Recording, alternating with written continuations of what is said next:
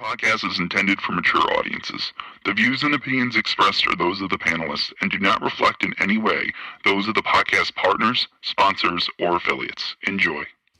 Hi, this is Michael Buffer, and you're listening to the voice of the people. Let's get ready for Boxing Voice. Every day I'm hustling, hustling, hustling, hustling, hustling, hustling, hustling, hustling, hustling, hustling, hustling.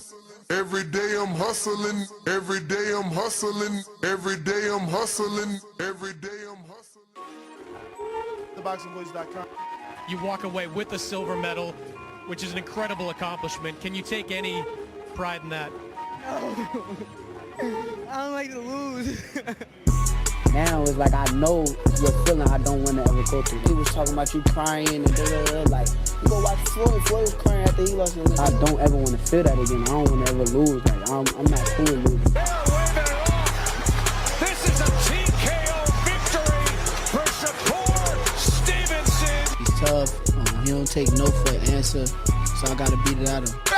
Shakur, of course he's the truth. Teofimo not messing with him. I don't think Tank messing with him. Gary Russell Jr. ain't messing with him. Me right now, if you ask me would I beat Floyd Mayweather back in the day, I'm gonna say yes. And truthfully, really believe that. I know my body. Yeah, I know Shakur body. Shakur know my body. Do I step to you when we fought? Yes or no? No. Do we step to each other? Yes or no? No. The southpaw version of Floyd Mayweather. Oscar can't keep ducking. It's time for him to fight. It's me versus Oscar Valdez. There's nothing else to look forward to. Canelo can't get in the ring fight for him. And even if he could, I feel like if me and Canelo's at the same weight, I feel like I'll beat him. SDS Promotions. I'm one of the best fighters in boxing. And when you in the trenches, you know, it's cool to shoot them bullets. How you gonna defend yourself when them bullets come out? It's cool to shoot them bullets. How you gonna defend yourself when them bullets coming back? Davis thought Santa Cruz was going to fold from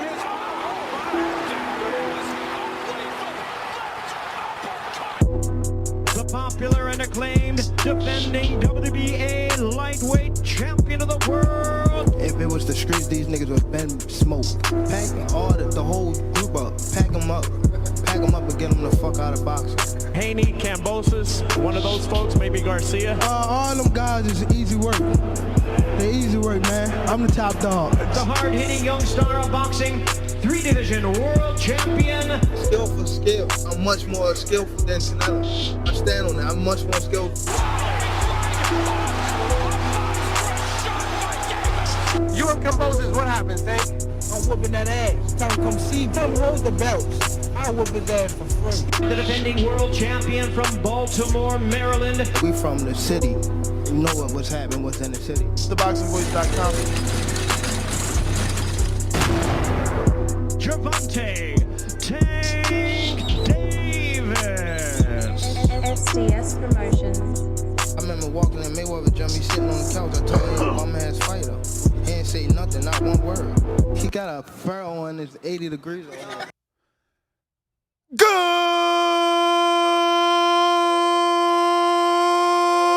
morning, TBV.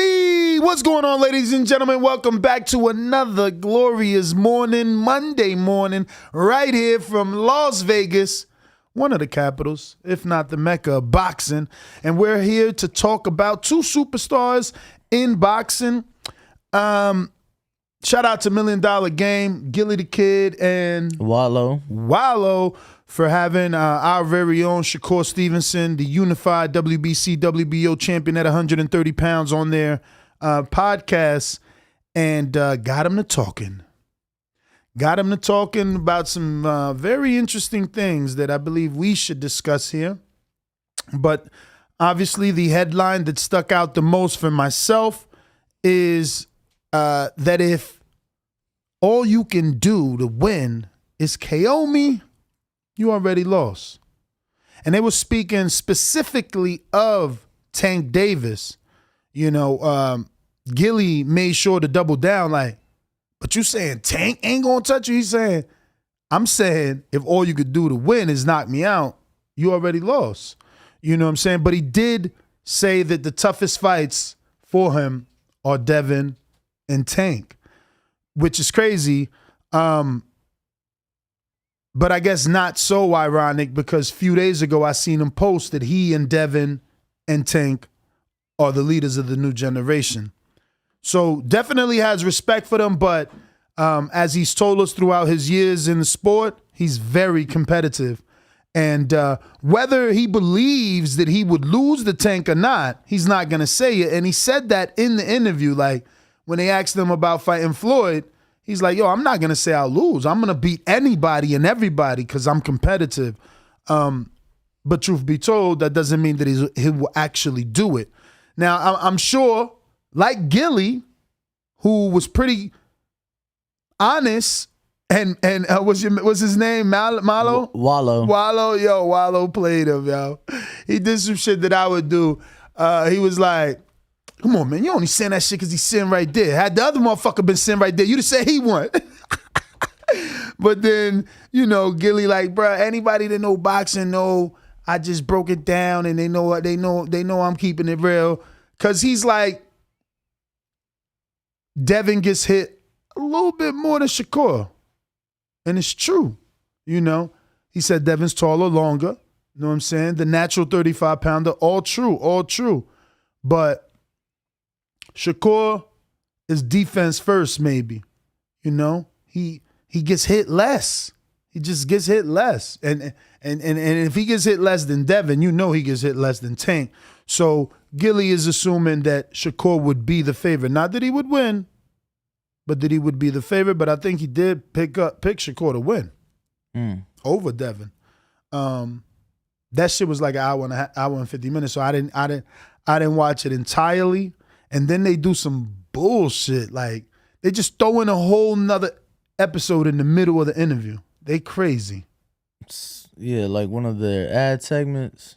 It's some paid episode, some dude trying to sell you some shit. Yeah, I just fast forward that shit. No, bruh, first time ever in my life watching it. I didn't know what the fuck was going on. Oh, I'm thinking it's a special guest. I'm trying to pay attention. All of a sudden, I'm like, man, what the skippy, skip. You know what I'm saying? So after I had to skip, let me just tell them for that ruined it for me. After I had to skip, I felt like I got too forward and I lost the conversation. You know what I'm saying? So now I ain't feel like dragging back to find exactly where that part that they added in ended. Just like, ugh. But I honestly, I heard at least 50 minutes of that motherfucker. Wherever that shit comes in, I heard all up until that, and then I fast forward and heard a little bit more. Because they had a really good rapport with Shakur, man. I was telling Danny over, I was a little bit tight. I'm like, yo, that's crazy, bro. We know this dude more than them. And You don't know that. You don't know what type of relationship they got. He bugging. I don't know what relationship you got. I know Shakur for mad long. Remember, he's from Newark. Like, man, they ain't even remember you, man. And that's okay. But I know him, though. Yeah. So it's just like, that shit was weird. I don't know. But it was a great interview. And he kept his foot on, like, he said in 2 fights, I'm coming to 135 and I'm taking over. It was no like, and and that's what I like about Gilly and people like us. Like, we don't want to hear that, my manager shit. No, name names. Devin Haney, Tank Davis. You know what I'm saying? Where the other dudes don't be doing that. I know Tank is starting to, but most fighters take the Floyd Mayweather approach and he call the competition dumb guys. Don't address them by names. Don't give them the respect and the accolades. And I think Shakur's doing the opposite. I think he's propping Devin and Tank on pedestals so that he gets the respect he deserves whenever he steps in the ring with him, win or lose. But damn, I love that energy he's got. It's crazy. I'm shocked you didn't hear this interview, being as though you rock with him like that. I mean, I told you exactly what happened, so. What? I mean, I guess I could have seen it after, but. What happened? No, I told you that you can't pull it up on the fucking TV. That, like YouTube, I literally asked you, like, you got a smart TV, right? Because the entire YouTube application on a smart TV is fucking retarded. Stupid. Because it's like you go to a channel, but you can only see from what they show you. And so the Shakur interview, What you mean see from what they show you? they don't show you everything, like all the videos on the page. Like they only show you what they want to show you. Yeah. So I seen the Shakur interview it was like in one of the playlists. But bro, you had to go through every fucking video on the playlist to get to the Shakur interview because it was like. But why don't you just play it here and then cast it? Shit, I don't know how to do those things, bro. I told you. So if you go to your YouTube app, usually what I do. You see that little thing right there? Yeah, that's what that's for. Yeah, you just press that and it's gonna find a castable TV. Because usually what I do, I'll like run an HDMI from my laptop to my TV. But I didn't have my laptop. I'm like, bro, I'm not, And that was just that. I tried to watch it yesterday. Didn't, on the TV. That shit ain't work. So then, obviously, we had the show, went home. And I ain't gonna lie, bro. I went to sleep when I went home. Yo, shout out to Paulie that's out here not trying. He's legitimately doing Spanish episodes with Marquez. That's amazing. Full-blown Spanish episodes. Shout out to him. For real, Nah, bro. shout out to Paulie. For real. That's insane. Shit, bro, let me tell you, With Marquez, Juan Manuel Marquez, bro. He's holding his own. So he's in Spanish, and it sounds so Italian. So he did it at the Hall of Fame? No, bruh.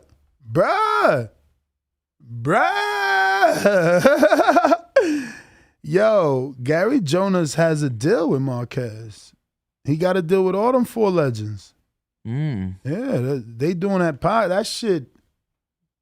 They killing it. Got to respect that. They are killing it together. They put together a Fantastic Four. You got Paulie, Roy, Tarver, and Marquez. Shit. Didn't Marquez have his own shit? On ESPN Deportes. That's his. ESPN Deportes is him. You know what I'm saying? But I don't know if his deal got cut. AirPlay sucks. AirPlay, you have to have you need an Apple device to AirPlay it. Like I can't just AirPlay to those TVs. There's 2 types of depending on the app. There's AirPlay and Chromecast. Well, that's what I'm saying. Chromecast. AirPlay, you need an Apple TV for that. I just said that. That's correct. I guess it sounds better coming out his voice when it's all calm. He's like, AirPlay and Chromecast are two separate things. He was just translating to the Caucasus. AirPlay and Chromecast are 2 separate things. Welcome to the ASMR boxing voice. Yo, hey, shout out to Roy Jones. No more. Shout out to Roy. Shout out to the entire class. I don't want to start listing names because I don't want to miss anybody. But I did see some of the Hall of Fame inductions. They got lit over there. Fucking Terrence was over there looking sharp too. Yeah. Yo, Floyd was. Did you see his speech? Yo, you gotta love. Nah, did he cry? I ain't even. As soon as I see him on the. Nah, I ain't clicking that shit. I felt like it was clickbait. I'm like, Floyd ain't really cry. Nah, it was cry, bro. I'm talking about you see the tears just falling off his face onto the podium. You just see them just dropping. Why? Because he got accepted to the Hall of Fame? I mean, yeah, he knew that was coming. Yeah, but obviously obviously it's an accomplishment. Being on that stage and I'm sure it must have felt different. But yeah. I saw Bernard's. Bernard's. Yo, Bernard's and I was expecting Floyd, to go big with his speech. Bernard went big. Bernard's was different. But that's only because you're 25 though. Like if anybody that knows Bernard knows my man is a talker. Have you ever done an interview? No, with him? of course. I'm talking about the minimum 40 minutes. No, the first day I covered a fight. First interview was Bernard. How many minutes did it go? Minimum. At least half an hour. At least. Yo, I never seen a talker like B-Hop. I want to say I got like a 45-minute interview with B-Hop at the Nevada Hall of Fame a couple years back. But yeah, no, B-Hop's definitely a talker. And actually his didn't go too long. It maybe 10 minutes. But he talked about like one of he was a commission member, maybe a referee or a judge or something, who, you know, got him into boxing and put money on his books when he was in jail, and he brought him on stage and basically thanked him. And then brought his son on stage as well. Roy, he rapped, you know, so shout out to Roy. I saw him rap a couple times on the mic. Yeah, I seen another headline like that, like Roy raps his way into the Hall of Fame. I'm like, not clicking this. So he actually responded to Vladimir Klitschko. Did you see that? Roy? Yeah. About Klitschko calling him out for going to Russia or some shit? Yeah, because, well, isn't Roy like a Russian citizen? Yeah.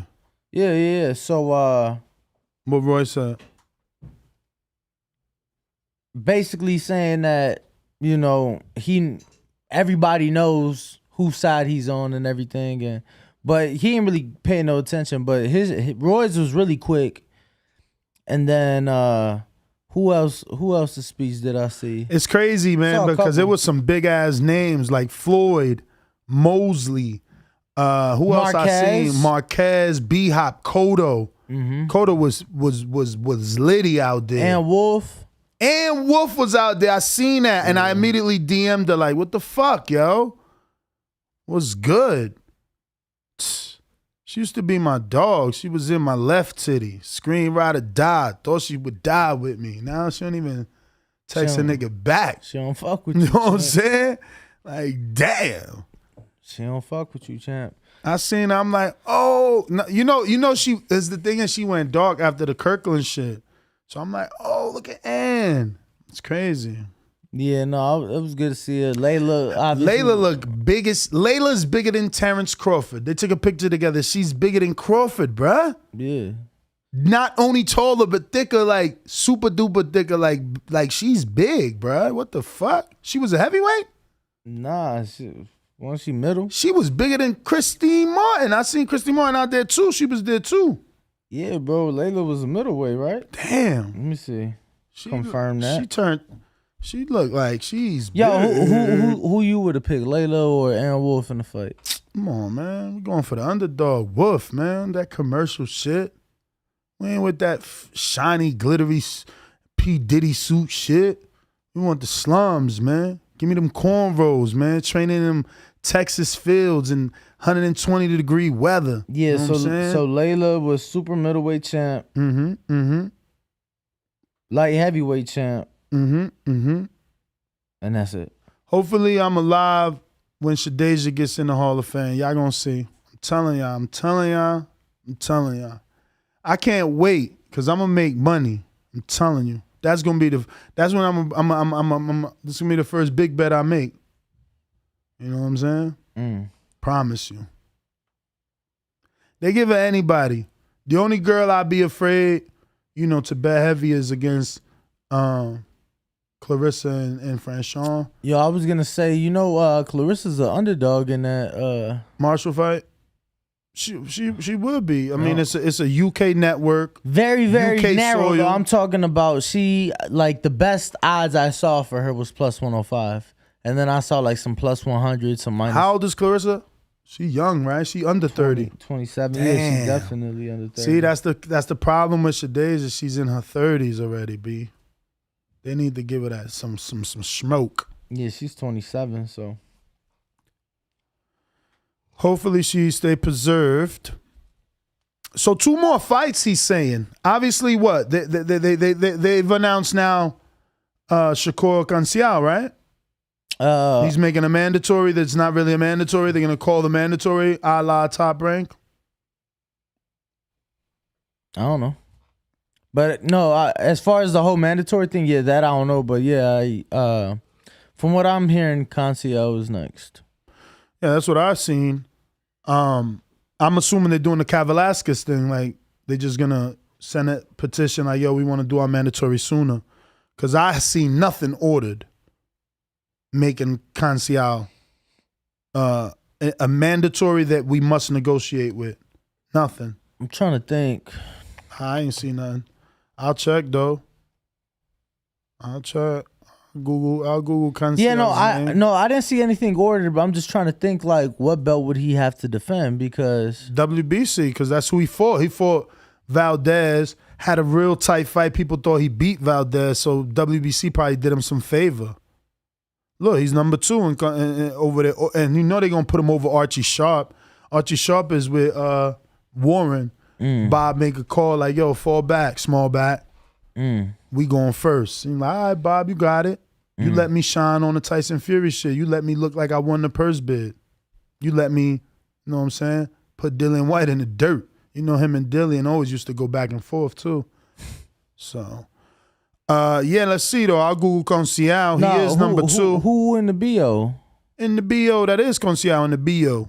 And he's number 2 in the BC. So who number 1 in the BO? In the BO, Archie Sharp. So Archie Sharp is 1 in the BC and the BO. Nah, Osaki Foster. But he ain't doing nothing. And he from Houston. James Prince gonna tell him, sit down. He might, yo, sit down. You ain't big enough. And you with Probellum. Chill. Damn, I thought he was with Lou. He is. But he with Probellum now. Okay. This all hypotheticals though, you know. I mean, I wouldn't mind Shakur. Well, 3 weeks ago, hearing on the fight, Ortiz Comey turned me down. Conceição couldn't get a visa. So is he even back? He couldn't get a visa to fight. Male, right? Yeah. That's what we talking about? Yeah. But Jamel Herring is saying that? Looks like it, yeah. But Jamel Herring moved up, so has Conceição moved up? Because if he was being talked about like that was for 35, so has Conceição now moved up? Let me check. See? Conceição files complaint over controversial loss to Valdez. I'm telling you, probably gave him some favor in the WBC. Once you start suing these, that's why I told you, like, I don't get these dudes that don't get their lawyer to immediately call. Like, bro, I've been a mandatory for fucking 2 years. Is you trying to make me a millionaire? Like, but you know, they weird. You see, Dillian White got his shot after Probellum got Archie Sharp too. You see, Dillian White got his shot after he opened the lawsuit. What they did? They tried to threaten him at first, like, oh, I don't know if he's gonna get the fight because he's got the lawsuit. Yeah, here's your fight. You know what I'm saying? Yeah, so Robson Cancio last fought in January here in the USA. So didn't he fight Xavier Martinez? Yes. Yeah, that was a TMT fighter. Former TMT, right? Yes. Yeah. I believe. Yeah, he was former TNT. I interviewed him. What's this guy's? Oh, here we go. Who, the record? 16-1-8. No. I was damn, he don't got no 8 draws. No, 8 KOs, bro. 16-1-8. All right. Yeah, I mean, I don't know where he's at. Yeah, his last post is in a boxing gym that he gonna sell out. He gonna sell out to get to core, but he gonna get hit trying to get to core. He big though. He's not small. You know what I'm saying? Let me pull up them highlights with him and Valdez. Yeah. No, I remember that fight. That was because he did good. Yeah, that was the same night Gabe fought on that card. Took his loss, so I remember that card very well. It was on a Friday too. But while you do that, Ness, I do want to get to those super chats before you do anything. Yes, indeed. That's what I was headed to. Swift Jackson, you the man. Welcome to the Prospect Level Champ. Thank you for becoming a member. Shout out Swift. Let me ring the alarm. We got another member joining. Then we got Era Zestra with a $5 super chat saying Barbara Buttrick had the best one. Standing ovation for her and her only. B-Hop was up there for a minute. AZAP Sam with a $2 super chat with the 2 Dominican flags saying, yo, Ness, when y'all getting Bud in there?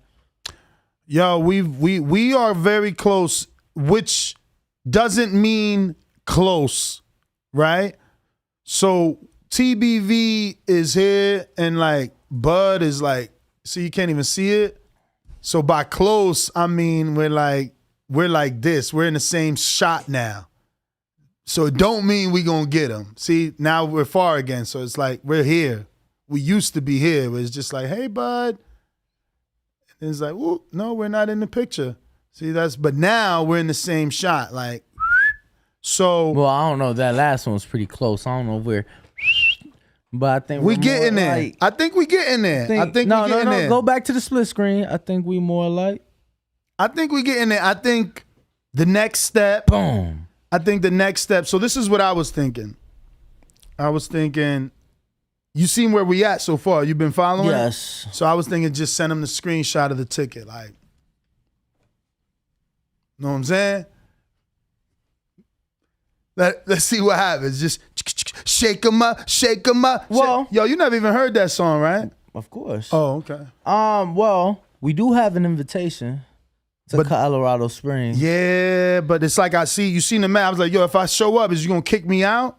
So we got to get past that first. You know, just because he ain't there. Yeah, so. Oh, he not. I mean, he not there now. Right he went now, exactly. He might come back like, oh, what's going on? Yo, put that equipment on. You know what I'm saying? Just shove some sparring gear. Yeah. No, I don't spar no more. I only spar heavyweights.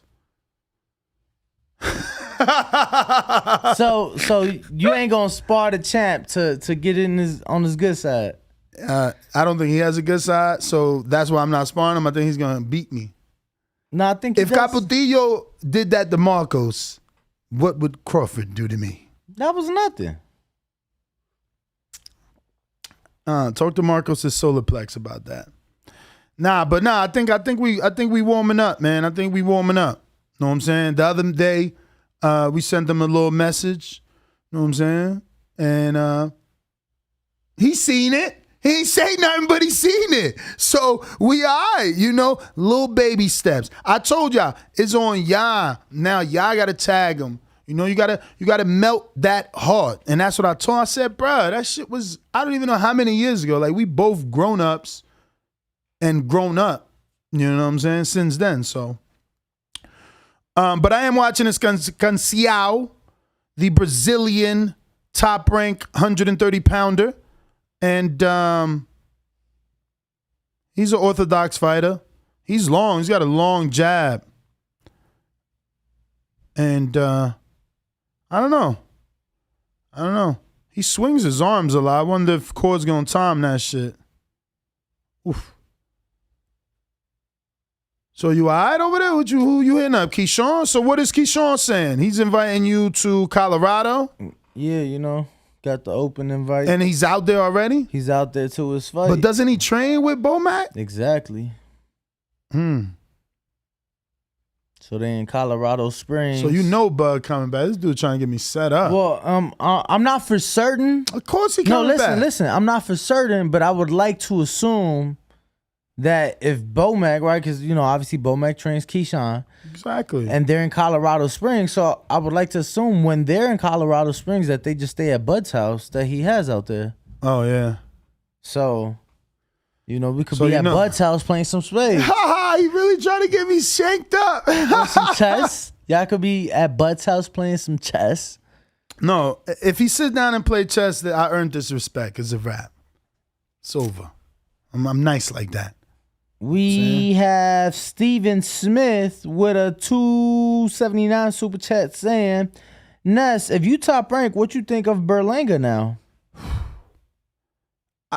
Don't make me top rank because I'm not sure he won. I'm not sure what I watched. It's so funny doing the Sunday show and nobody calling in to say that he lost. I'm like, what the hell? I don't know what I watched, man. Honestly, I thought I watched him lose, but everyone's saying he won, so I don't know what happened. Yo, they said if Crawford has a funny bone in his body, he'd invite Ness to Colorado Springs and ghost him. Who said that? I'm gonna time him out for saying that. I ain't gonna say. ASAP Sam with a $2 super chat saying Tank talking before the Haney fight. Now he quiet. Healthy Bearded with a $2 super chat saying, Ness, you got it. Do it for the culture. Jersey. Oh, that was Rue. Rue, you lucky I fuck with you. About to time your ass out. What y'all think about Keyshawn Davis versus Jair Valtierra? What? It's official. Valtierra? Yeah. Nah, I did see that, and I couldn't figure out who that was. And I think we said it live on the show, like, damn, they gave him a co-main, now they doing this? I mean, this is what I'm saying. The matchmaking is crazy sometimes, but they know better than us, they being top-ranked matchmakers, Yeah, he's 16-1, but his loss. He was the WBC Latino lightweight champ. Ooh. And then got his ass knocked out. He did it for the Latinos, baby. Yeah, and then got knocked out. He's from León, Guanajuato. He's a 2.5 star. De Mexico. He's tall. 5'9". So he's a tall lightweight. So yeah, champ. So all of Mexico fights or where he all fought? Mexico fights. Damn. Only 20, maybe Keyshawn expensive. Only 20 years old. Wow. Where's he ranked? On BoxRec. 123 in the world. Wow. See this? I don't know, man. This is what I'm saying. On BoxRec, he's ranked ahead of Keyshawn. I would rather do the old way of promoting. And now I see why that was so successful. Like, why is he fighting that dude that no one's ever heard of when he could be fighting like a named fighter that we did hear of, like a Chop Chop Corley? Not Chop Chop exactly. You understand? But a name that is recognized in the world. Like, who the fuck is whoever you just said? Like, what is he really bringing? You know what I mean? The record? Nah, man. I mean, Keyshawn's 5-0, right? So I don't know how fast or how slow they want to move him. Yeah, but the last dude was 18-1 or 18-0. And this guy's 16-1. So, I get what you're saying, but I just want to remind you, he's only 5-0. So. But that's what I'm saying. You don't got to rush him. Look, if you go to 133 on BoxRec, right? Let me get a screen share, please. Full screen. So he's what number is he? Keyshawn, do you see him? 133. Oh wow, he's in down here. Okay, so we'll go down. So let's find somebody. Look, Victor Padilla? Come on, bruh. Yo, but the guy he's fighting is ranked ahead of him. But that's what I'm saying. But at least we know Victor. At least he's trained with Chino. This is a more sellable fight. Like, you know what I'm saying? Like, you getting dudes, look, okay, Miguel Contreras. You know what I'm saying? We know him. Like, isn't this, that's not Shishkin right now. That's Vladimir something else. Look at this guy, Javier Vargas. Man, what the fuck out of here, bro. Give this dude, and these are dude, that's why I'm going backwards, because it ain't about them being ranked. It's about them having a name. Like, okay, Jeremy Hill, I just seen when I scrolled down. Right here, look. Jeremy Hill right here, same fucking record, American, been on TV, bro. 16-3. So what that the other dude is slightly above him, man? Like, a name that people know, that he could get interested. A dude that speaks English, they could talk shit to him. Look, Joel Diaz Jr., he just lost to Marvin Samodio fighter Mercito Gesta. Mm-hmm. He's a name. He's been trained by Roy Jones. He's been trained by Pascal. Joel Diaz, been on Golden Boy, been on DAZN, been on Showtime, Showbox. Like, come on, man. These dudes got to give other people a job to fucking help them out, bro. Well, this dude right here is he undefeated, Noel Chavarera? No, wow, he got 7 losses. This dude's got a belt though. This dude's got a belt with these 4 losses. Look, he's been on a comeback. I've watched this dude fight in Atlanta. He got a couple of regional straps, and he got a crowd. I know none of us have heard of him because obviously he don't get no TV time. He been on app time. But there's other names is all I'm saying. Like, who the fuck was that dude? Well, look, I'm going to be honest with you, Ness. And it's no disrespect to Keyshawn at all. He don't have any control over these developmental fights. And but like a chop. Now I'd rather a chop. Give me a old veteran to see can you get through the former world champ veteran. Like, versus some dude from Mexico that nobody really knows, that nobody really cares. It'll be more of a storyline that they're like, oh, wow, he's stepping up to fight a former world champion. Yeah, he's old, but you don't bring up his age. You just say he's a former world champ. No, I like I said, I get what you're saying. I don't know, top rank. Because what they gonna do? Digress him? Like, he was a co-main, so now this guy's a co-main again with that name?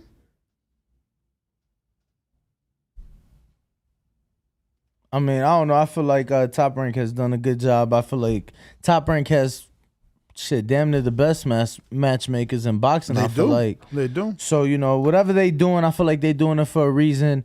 And it's a relatively quick turnaround. I know it is. He's only 5-0, so you expect him to be active, but obviously, he's a silver medalist, 5-0.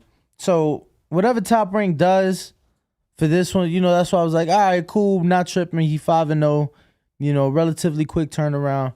I'm happy that they are keeping him active because we'll see some young fighters that are only fighting, every 6 months. And so 2-month turnaround for Keyshawn, not bad at all. So. Yeah, man, I'm just trying to see. Still going through these names. You just think highly, that's all.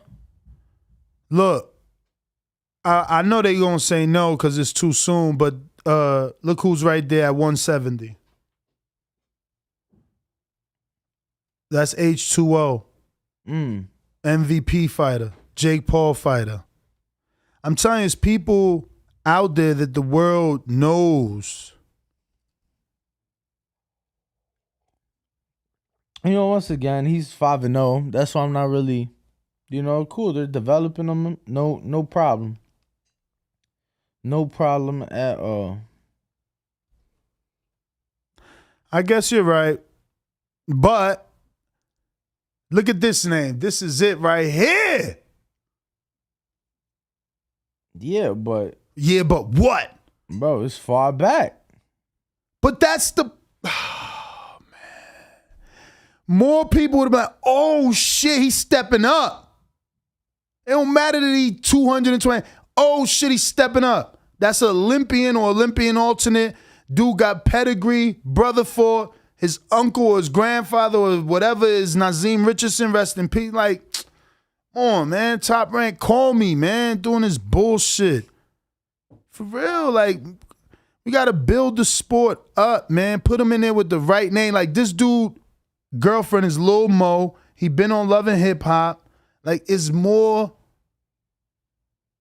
name recognition. I don't know who that is. And that's okay. That's okay. Yeah, no. But more people know him. No, and at least you don't know who that is, but we both don't know who the other dude is.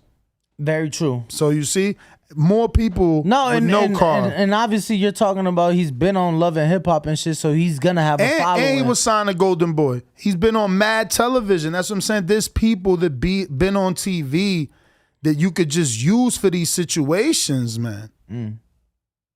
I'm still going through these rankings. They say Carl Dargan just got knocked out in the first round. And that's okay. My man's 5-0. He's 5-0.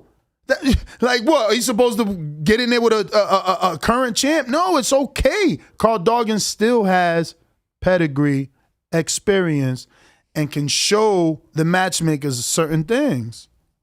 This is all these beginning fights are, to see, make sure he passes those certain tests that the matchmakers needs to release him to that next level.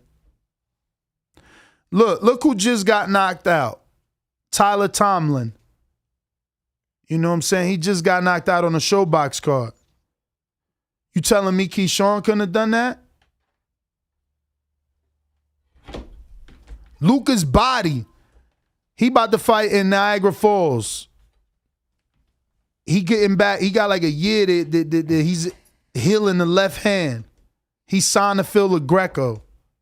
So I'm saying there's bigger names out there. And again, when this land on Keyshawn, because somebody gonna hate, I'm not hating on you, champ. I'm trying to give you a better, bigger fight. And by bigger, I don't mean more competitive, just better name recognition. But anyway, man, back to Shakur and Stevenson versus Tank. That is two big recognized names. I think we should do a poll, man. I think we need to find out who the public thinks will actually win this fight. Should that be the poll? Oh, look who's here. You want to do that poll? Damn, you look like you just woke up. Went out partying last night, huh? Yeah, I know. I'm gonna do Shakur Stevenson. Should we do straight up versus Tank, or should we go somewhere else with it? All right, nobody's saying who wins and how. Yeah, I ain't gonna lie, champ. What? I'm right there with you because, bro, this dude's Instagram. Who? Valtierra. He hasn't posted since since the weigh-in before he lost, and he only has 400 followers. That's what I'm saying, man. Just give me one name that's recognizable. Like, give your fighters 3 choices, you know? And one of those choices need to be someone that's almost gotten on television. Like, what's the point? If we're not trying to build the fighter, what's the point? And I get it. We're trying to build them from a developmental standpoint, but we can do both. It's like, why are we working twice? Like, oh, let's develop them, then blow them up. No, fucker. Let's develop and blow up. But the poll is out. Shakur Stevenson versus Tank Davis. Who wins and how? Shakur Stevenson by KO is an option. Shakur by unanimous decision is an option. Tank by KO is an option. And Tank by decision is an option due to YouTube only allowing us 4 multiple choice options. If you haven't already done so, I am asking you to go ahead and hit that thumbs up while you're there. Go ahead and subscribe while you're doing that. Click the notification bell so you can help and you can push the algorithm into doing what they need to be doing, which is getting us to 1 million subscribers, because numbers is power, power is numbers. No, I said that wrong. Numbers is power, power is respect, and respect, I don't know. You know what I be saying and shit. I lost it. It's Danny's fault. He's not tag teaming. Ever since we talked about Keyshawn, he's went dark on me. What you talking about? What are you talking about? This guy right here, man. Danny, found flights or what? Yeah. What they looking like? This too expensive? Nah, well, I don't know the points. I don't know how that shit work. What you mean? Like, we got to do a three stop. I know. 4 stop, right? Yeah. I think we should just road trip it. You crazy? This is shit. We far over here, bro. Like, I just did that. It's far. Getting through Texas ain't no joke. All right, so we road trip it to Texas. Nah. And then fly to Florida. And then from Texas, we go to Colorado and back. I don't even know what that looks like. I need numbers. How many miles is that? I got you. How many miles is from here to Texas, bro? If you're tripping right now. Yeah, and it's Houston, so it's like literally on the opposite end. It's no way, bro. It's probably 16. Holy smokes. That ain't bad. You could do it. Nah, I can't. What? Me and you? Just a couple of buds going across the country in a Corvette. Oh, it won't be in the vet. That's too uncomfortable, like, cause luggage. You have a frunk, bro. I know. Yeah, it's a 20-hour drive to Houston. Wow. Tripping. Yeah, that's a bit far, you'd say? Yeah, 20 is far. All right. Back on these But Core's out there too, though. Right? Or is he in Philly? Did he record this episode in Philly? I mean, he live in Houston, so even... So he'll be there regardless. Yeah, I think they filmed that maybe in New York. I'm not sure. Told you, look at Tank. Shout out to Tank. He said y'all gonna be spending all day trying to cross Texas. I told him that, bro. I already did it. Bro, he said everybody in Texas hit me up. Now the big Supermax said, yo, Plainview is 15 hours from Vegas. It's far, bro. And 8 hours or 9 hours to Houston. Lord have mercy. Nah, we gotta do multi-stop trip, man. Doing multi-stop. You got to do here to Houston, because that's a hub. So the tickets will be cheaper from Las Vegas to Houston. Then from Houston. But if you're going to need the equipment that's in Florida and Houston. I don't. We need the equipment that's in Florida for July 9th.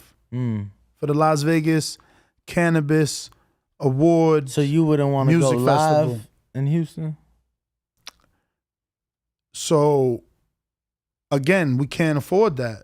Them tickets is too much to go to Florida right now because it's summertime. They know everybody trying to get out of here to go over there. I feel you. If I could, I would go straight to Florida and then, come back with the equipment and go live from Houston. But that's very difficult. Right now, them tickets is bananas. And, bro, they crazy right now. So Brandon Land saying it takes you all day to drive across Texas. Believe me, I know, man. I know. And the most you get is 4 hours out of a car worth of gas. You know what I'm saying? So that's crazy. Houston is too many hours, man. Too many. What we could do is a multi-city stop road trip. Like, start like here. See, that's too short. I was going to say stop in Cali. Maybe we could stop without stopping, meaning not hotel, but, go to Cali, see Robert, get that exclusive, then keep it moving. You know what I'm saying? And try to have a stop with a fighter everywhere along the route. But we still won't be live because the equipment is in Florida. You know it. But we could come up with a plan, man. I said we do it. I want to do it. And we got to get the equipment for July 9th.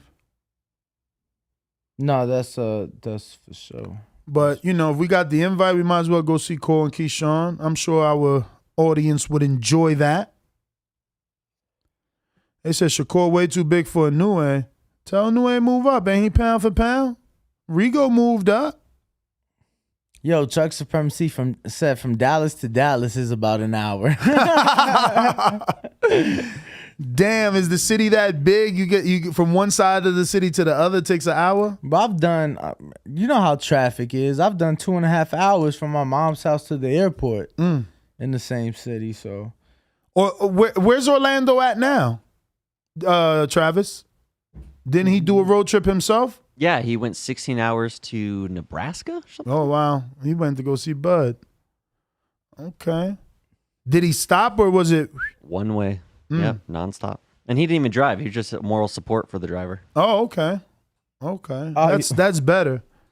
The thing is that I like driving. I feel like other people ain't got them skills. You know what I'm saying? I came up on Fast and the Furious. They just watched it. So it's like, let me get that. You know what I'm saying? Let me drive. Danny be all swerving and shit, falling asleep. This guy here. Luke, this guy. So the poll, wow. No wonder that fight don't get made. Damn.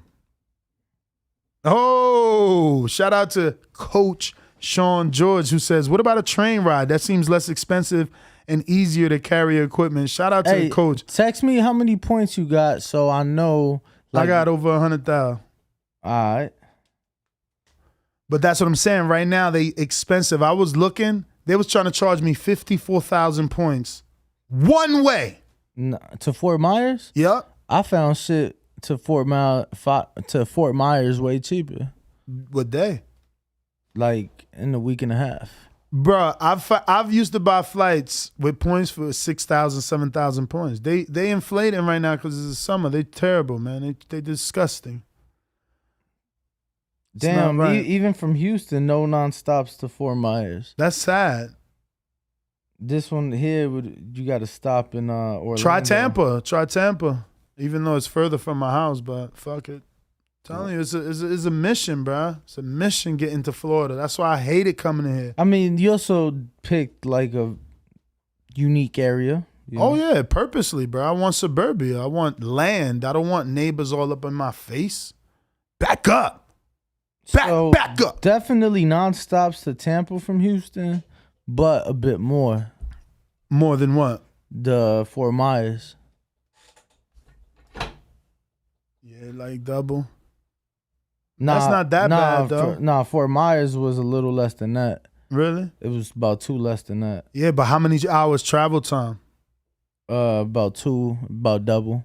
Because you got a layover, we'd have a layover in Orlando. I mean, after the show, we'll just do what we got to do, bro. All right. It is what it is, bruv. I got to get the equipment. They said catch a Greyhound. Y'all tripping. Greyhound, but that's what I don't even get. That's the same time as a car. Just and more, because they actually... And they go slow. You can sleep. You can get work done. Well. Dan, they said a train ride would take a week. What? I don't know that trains are like big on the West. Yo, Keem told my shout out to Fort Myers. Fuck Lee County. Nah, fuck with you.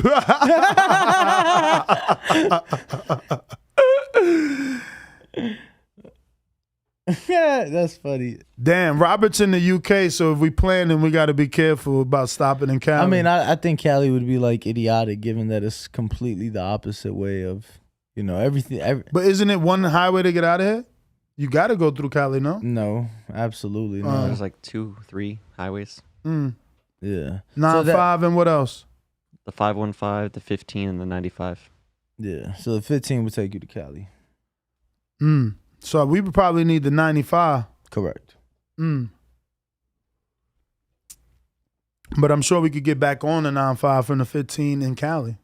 Yeah, but I mean, if you just want to add another 8 hours plus to your trip, I was adding it because of the exclusive of Robert training AJ in the UK. Yeah, so we're gonna drive. Not to the UK, you weirdo, bro. He could have went there to solidify, and he's coming back, get his equipment, get his affairs in order because he got to spend X amount of time. We just trying to see. This guy's a party pooper or what?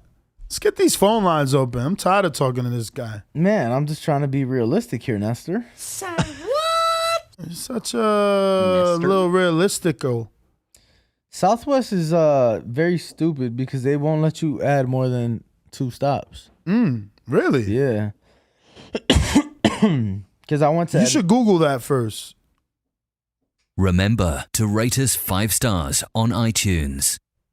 Subscribe to youtube.com/theboxingvoice for the latest and greatest interviews with your favorite fighters. Shout out to the IRS for a week straight, keeping me and my family on hold for 2 hours and then telling us the phone doesn't work. After you hold for 2 hours, they're just like, temporary out of service.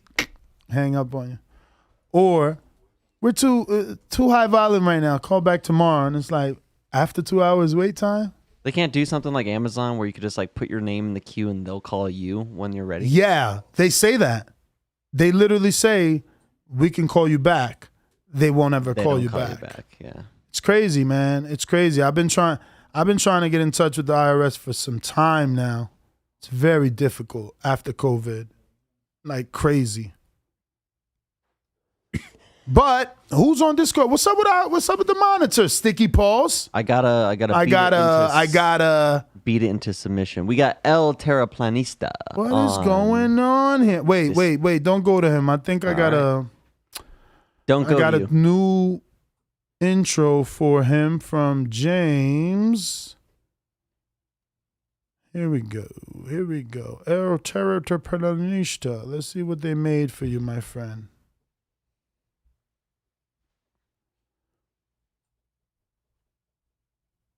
5, 4, 3, 2.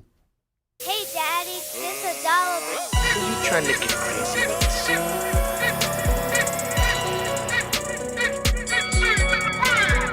What do you think should be next attack?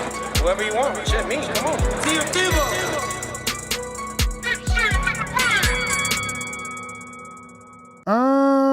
What did it say? I just heard who should be next for Tank. Clue. Terraplanista. Donde? El Terraplanista. You gotta accept it at the bottom. El Terraplanistas.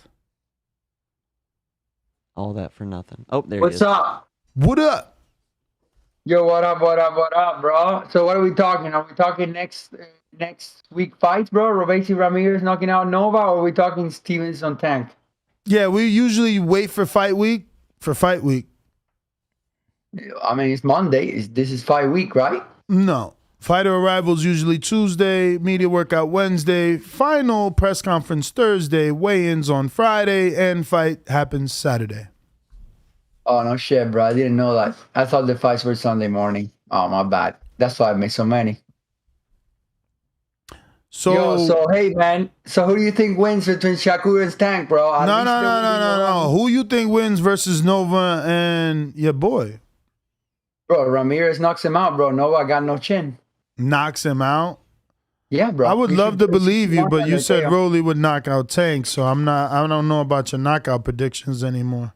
Bro, my boy Rolly lost, man. We lost one, but it's okay. No. I'm not trying to rub it in. I'm just saying you picked him by knockout, so I don't know about your overall knockout predictions. Well, I thought Rolly by KO was a good pick, man. It looked pretty good until the hit happened. One hit changed it all, bro. It's boxing. However, Robeisy, I see it completely different. Robeisy is just the better boxer. They have different distances. What I mean is, because Nova's so big, they cannot fight on a distance that's good for both of them. If Robeisy is having his way, he's going to be fully extending his punches, and Nova won't. I don't know. Nova has more power. Robeisy been knocked out. Robeisy shown that he can get hurt on a low level. Nova's been on the higher level for longer. Robeisy fight though. Are you seeing Nova how he just get hit by a guy like Pumacek coming out like he's weak-handed with like no knockout ratio, and he puts him in wobbly legs. He's doing this cha-cha-cha. Yeah, but he also won that fight wide, 79-73. That's pretty. What's that? You see 6 how rounds. Clean he got hit with the left hook. Remember that Robeisy is a southpaw. He'll be coming through the southpaw stance. So instead of a left hook, that's gonna be the straight left hand, the backhand, hitting him with the same angle. I don't know, man. Nova has been in with better fighters. William Encarnacion, Avery Sparrow. Robeisy been there with Shakur. It's a way better fighter. What are you talking about? Come on, bro. Get the fuck out of here. You still talking about the amateurs? Yo, bro, tell your Shakur guy to get some knocking. He left like a whole bottle here at the Olympics. So you're talking about something that's old.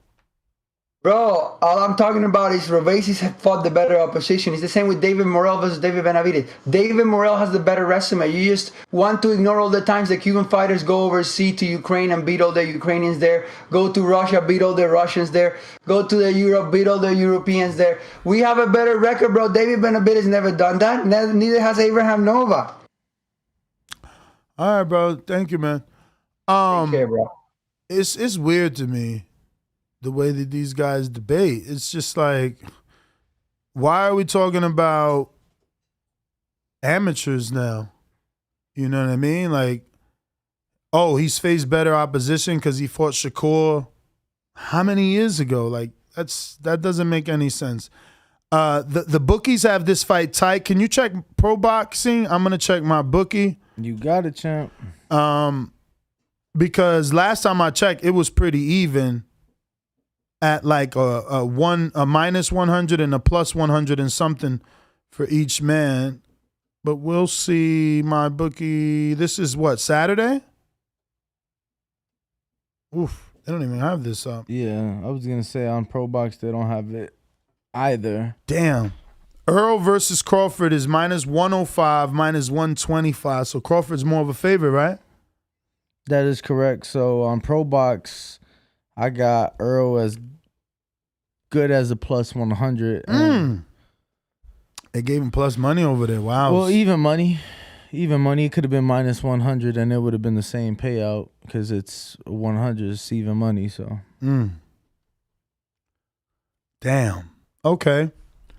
So I got Coach Sean George, former cruiserweight champ. He is the trainer of Felongmeng and Zhao Zhang. No, Zhulei Zhao, which is Big Bang. He says, 2 of my favorite fighters to watch, Shakur Stevenson and Tank Davis. Both fighters are students of the game. I have one question. Has anyone ever seen Shakur get hit with a clean shot? Have you ever seen him puzzled or confused? I've seen that once from Shakur, and that was in Brazil, and he improved since. I think defense and ring general IQ wins this fight.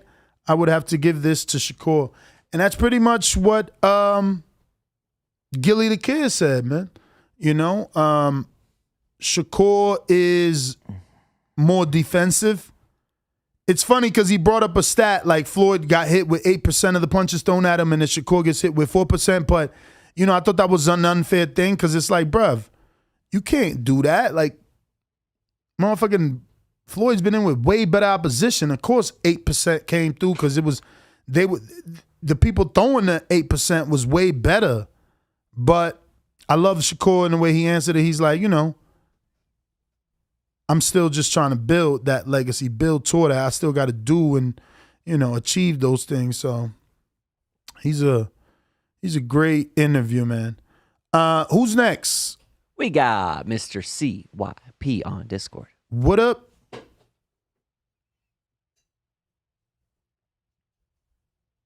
Good morning, muchachos. Buenos dias. Man, I don't know if y'all saw Jurassic Park yet, but that's a long-ass movie, man. God damn. I know Ness love his movies. I haven't seen it yet, but I just seen another 3-hour movie. They are making them longer and longer, man. Yeah, that shit is hard to stay up for. But listen, when it comes to the Tank and Shakur, listen, he said a statement, if all you can do is knock me out, you already lost. Man, I'm going to tell you something. People need to stop thinking about Wilder Fury because that's true for them. Because he outweighs them by so much. Anything under heavyweight, nah, homie, you're not going to go in there outweighing your opponent by no 50 pounds. You're not going to be able to do that. You're going to have to get close enough, and that dude probably going to hurt you. So please stop saying that because that don't make no sense for a youngster. Because Tank do got 2 fights that didn't go the distance, and he won. And Shakur, you haven't been hit by a tank yet. You haven't been hit by a missile yet. You haven't been hit by a submarine yet. So at the end of the day, it's a close fight. I think that Shakur needs more time, another couple years. Right now, Tank kills everybody under 147. Everybody. Under 147. That's a lot of people. What'd you think? He is right about, you know, Shakur not being hit with somebody that has the power of Tank and or skill, you know. Tank is 27-0 with 25 KOs, but, you know, for Core and his team, Isaac Cruz made it. Gamboa made it to the 12th with less skill, less of a jab. You know, Shakur has a jab. He's not going to let you just walk him down. And, you know, even though Tank has been in with better opposition, total, like from a total standpoint, because he's got more names than Core, he's still never been in with nobody like Core. None of these dudes. The closest thing because of accolades would be Leo, then Peldraza, who's a 2-time champ, maybe Quellar, who I believe is a 2-time champ, but one of those times is probably, you know, the regular. And you got though Barrios' name in that hat, even though LB was saying there is no fucking hat. That video was insane. It was worth it. I got flagged for that because, you know, that song is someone's, obviously, but it was worth it. It was worth showing y'all that video. He said it was worth getting flagged. Ain't no sunshine when Tank's gone. Was that really him singing that? Yeah. Wow. Yeah. He could sing. He's phenomenal, that dude. He's But was he being interviewed at like a press conference? And he so he was being interviewed, and the other one that you seen that he was on like on a stage, he was actually doing karaoke using that song. So the editor spliced them together. He sang it so good, we got a copyright. Yeah, that's what I said. He sang it so good we got copyrighted because you know, you could do voiceovers, but you're still getting copyrighted for voiceover interview good because you're too close to the ridge. We got a super chat. You last stopped off on Healthy Beard? Yes, that is correct, Nuss. Next up, looking like King Judah. These new casuals only value KOs. They don't realize if your favorite fighter can only win by KO, they are probably going to lose. And to CYP, it's not the chat. It was Shakur. If you watch the whole interview, which was, I know it was long, he brought up Wilder. He brought up punchers not being able to land a punch and then the boxer being able to beat up the puncher. And he used Wilder as one of the scenarios and I believe another. So that's why they're bringing up Wilder in the chat. We got another one that said from It's About Damn Time. What a screen name.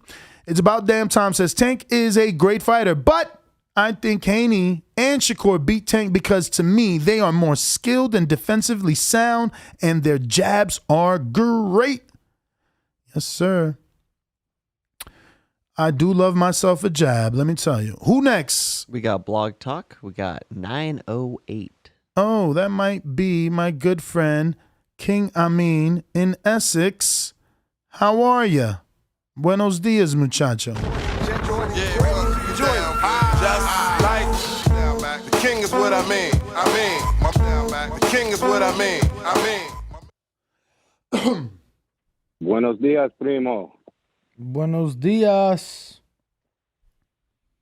I gotta be real objective in this one, man. I love that boxing is getting its mainstream light, being on a platform like $1 Million Worth of Game. Shout out to those guys. See, the one thing about Tank, man, he's not just a puncher and he's not just a knockout artist. I think in his last fight with Rolly, he showed you, with Calvin Ford, I'm starting to be a believer. When Calvin Ford said the boy can box, he floored Rolly with something that a lot of southpaws worth their salt. That's something that they practice in that movement. So, that just goes to show. I think he is the kind of puncher that can set up those punches. Can he set up those kind of punches against Shakur? And that's the biggest question. Now, Shakur, when people talk about being close to Floyd, Floyd had that pretty boy Floyd. He had that bothersome power, the kind of power that keeps you honest. And the hardest punches is the ones you can't see coming. Shakur has just the ring generalship and the way he can feint.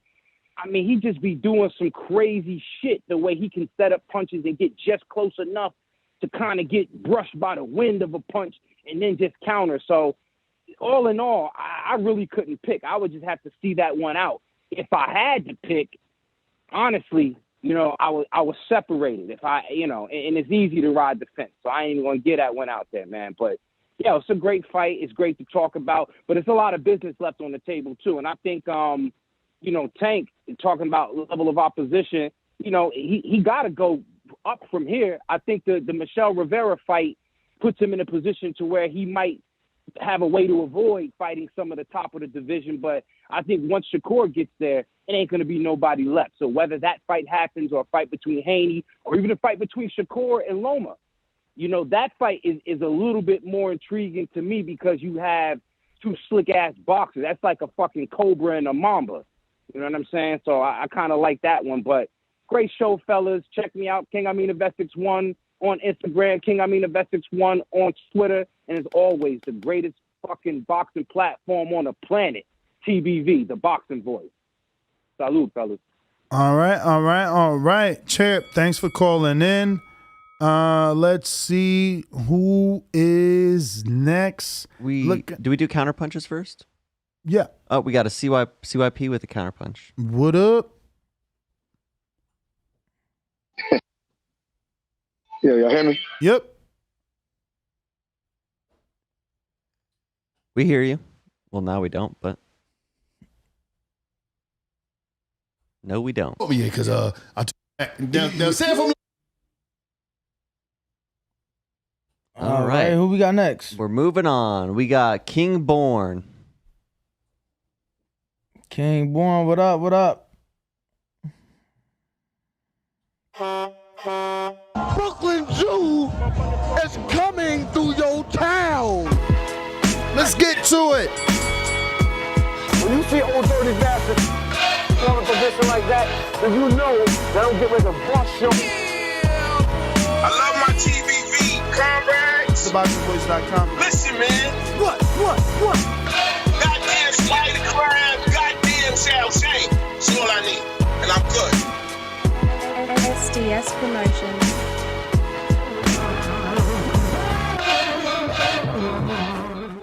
Hey, yo, Ness, don't hold me back today, man. I'm on my shit right now, man. Y'all hear me, right? Listen. We hear Y'all you. know I love my TVB comrades. Y'all know I love my TVB live chat comrades. Live chat, motherfuckers, let's get to it right now. I'm going to give y'all the breakdown with all these three cats. Devin, Tank, and Shakur. I'm going Mayweather, and I'm going fucking Shaolin style. Here we go. Let me tell y'all something about Haney. Haney is the Mayweather. He's Bunny Mayweather with the defense and all that fly shit, right? Tank is pretty boy that was knocking everybody out before he had the bad hands. You know, remember after he got his hands fucked up, he wasn't knocking nobody out, right? And Shakur is a combination of them two, right? Now, we're going to go to the 5 deadly venoms. You heard? Listen, Tank is the toad, right? Fucking Haney is the snake, and fucking Shakur is the lizard. Toad strong and diesel, right? Strong as an ox. That's Tank. Fucking the lizard was mad fast. That's Haney. You know what I mean? And the snake was combination of all. You couldn't kill a snake. That's Shakur. And I'm telling y'all, as a Tankamaniac, that I love Tank, yo, Tank, you gotta do something, dude. You the older cat, you the OG, you the big brother. They all coming for you, man. Gotta do something. But that's how I look at it, man. And I'm gonna tell y'all something. We know one thing. I don't know who's gonna win that fight, but Tank gonna hit somebody on the chin. We gonna see who got a goddamn chin. Whether he fight Haney, whether he fight Shakur. Shakur too little at 130. He coming up, man. We don't get this undisputed, y'all. He's coming to 135. And Tank can't go nowhere. Can't go to 140. So Tank gotta really get busy right now. Let's get this fight on, man. This is the biggest fight in boxing after Bud and Crawford. Everybody knows. Live chat knows. You know what I'm saying? But that's how I break it down, man. So you got the old pretty boy Mayweather. That's Tank. Peace. Looks like we got Bernie the Boxer. You ain't press 1, champ, but I'm assuming that's because you don't know, so I'm going to you anyway. Coach Bernie, what up? What's good, family? What's up, man? What's your take on Shakur versus Tank? This is Bernie the Boxer checking in. Oh, Shakur versus Tank. Like I say, first of all, you know who it is. It's yours truly. It's Bernie the Boxer checking in. Appreciate y'all letting me call in. I ain't sitting here doing nothing, so it's perfect. I think it's, you know, they all pick 'em fights. But I think I say Shakur because, like I say, he's so, like the fellow was just talking before that, how he make you miss by just an inch. And, you know, he did a counter. He got enough power to make you, you know, think about it twice. And, you know, he just dynamic in that way. So I would pick him. I would pick him over everybody. But like over Devin too? Somebody gonna have to see when Tank hit him. Devin too. Yeah. Wow. Yeah. Because he got that. I think you seen that sparring session between him and Devin? I think that'll be the same way. Yeah. I think even though it was the same, I think it'll be the same thing. I think Shakur always still just been rising that level a little bit above. I think Devin, like I said, you know, he looked like Mayweather. He remind me of that Mayweather using that jab to keep himself, separate himself and win that undisputed championship. But I just think Shakur, man, and he a dog too. He just a mean. He can get mean in there too, though. You know, so I mean, he that boy ain't trying to lose at all. He just can't even fathom losing. So, like I say, you know, he didn't broke everybody down. You watch the sparring session. I think it'll be just the same thing. I think it'll be high level this, and then I think he'll start overtaking him. Now, he was on $1 million worth of game yesterday, and he said in 2 fights he coming to 135 to get all them belts and take over, and he want Devin and obviously Tank. He think those are the biggest and best fights and the most competition, but he obviously feels he'll beat both of those two people. Did you watch $1 million worth of game?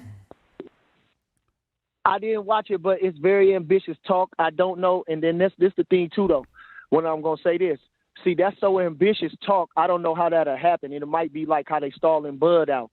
So, I appreciate his ambition.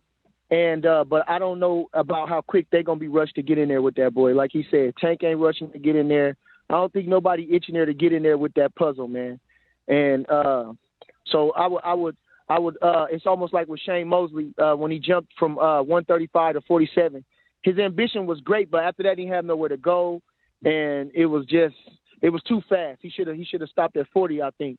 But so I would say I would keep him down there. I would just be in his own lane, keep making his own name, doing what he's doing, and putting on great performances. Like I say, becoming undisputed is a big thing right now. These guys, who we don't know them who they are, but they're world champions. They obviously, they at the top of their game in the sport. So just because we don't know them, we got to give them credit.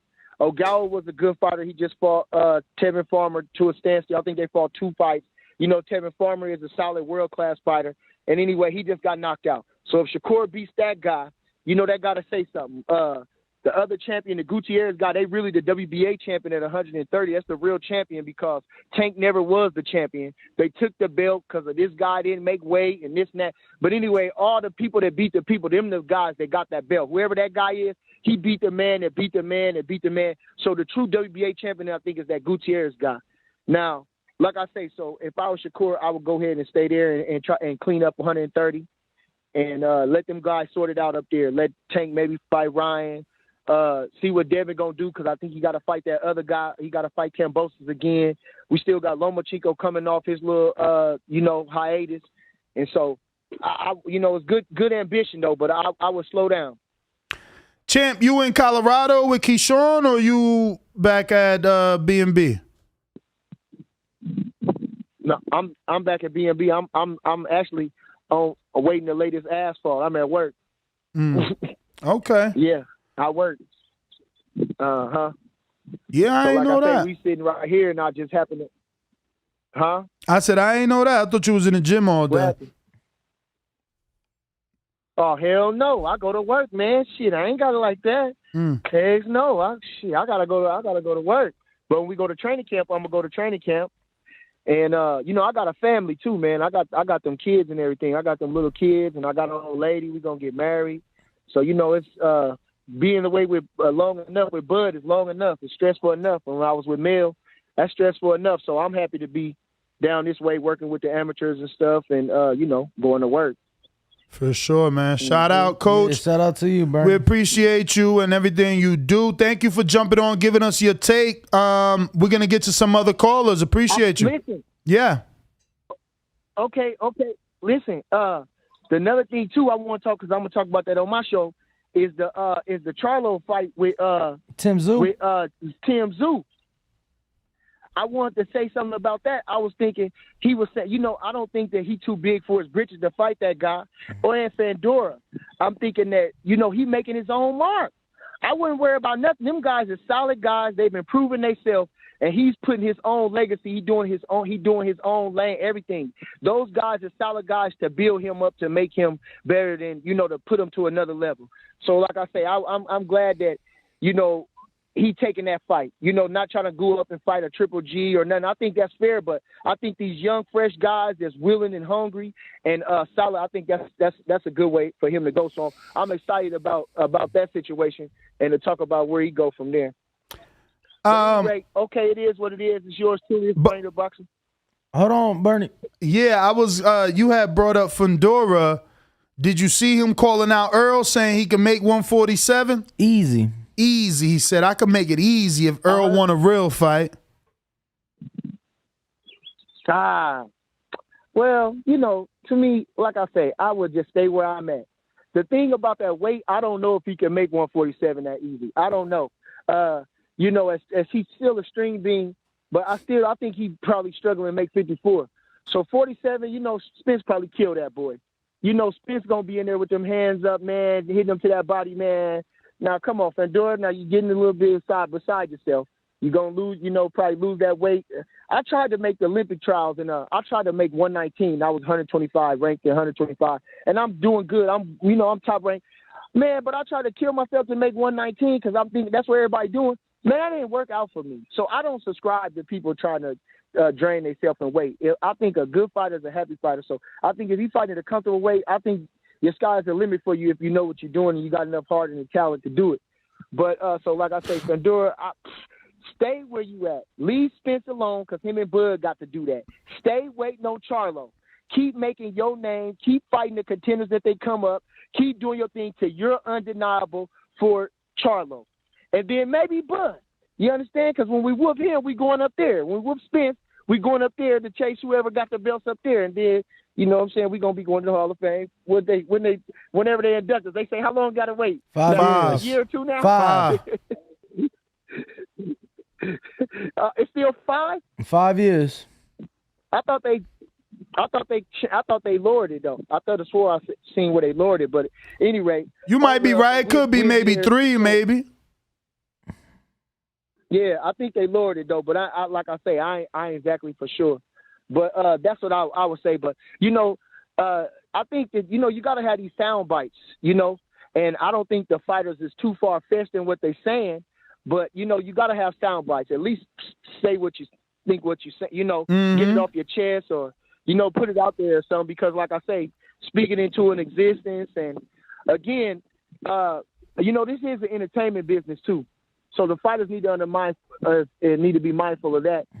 It'll help them a long way. And just like I say, what he said right there is entertainment. Give us something to talk about. Give us something to ponder over and think about. So good stuff. All right. Good stuff. Saying all that good stuff.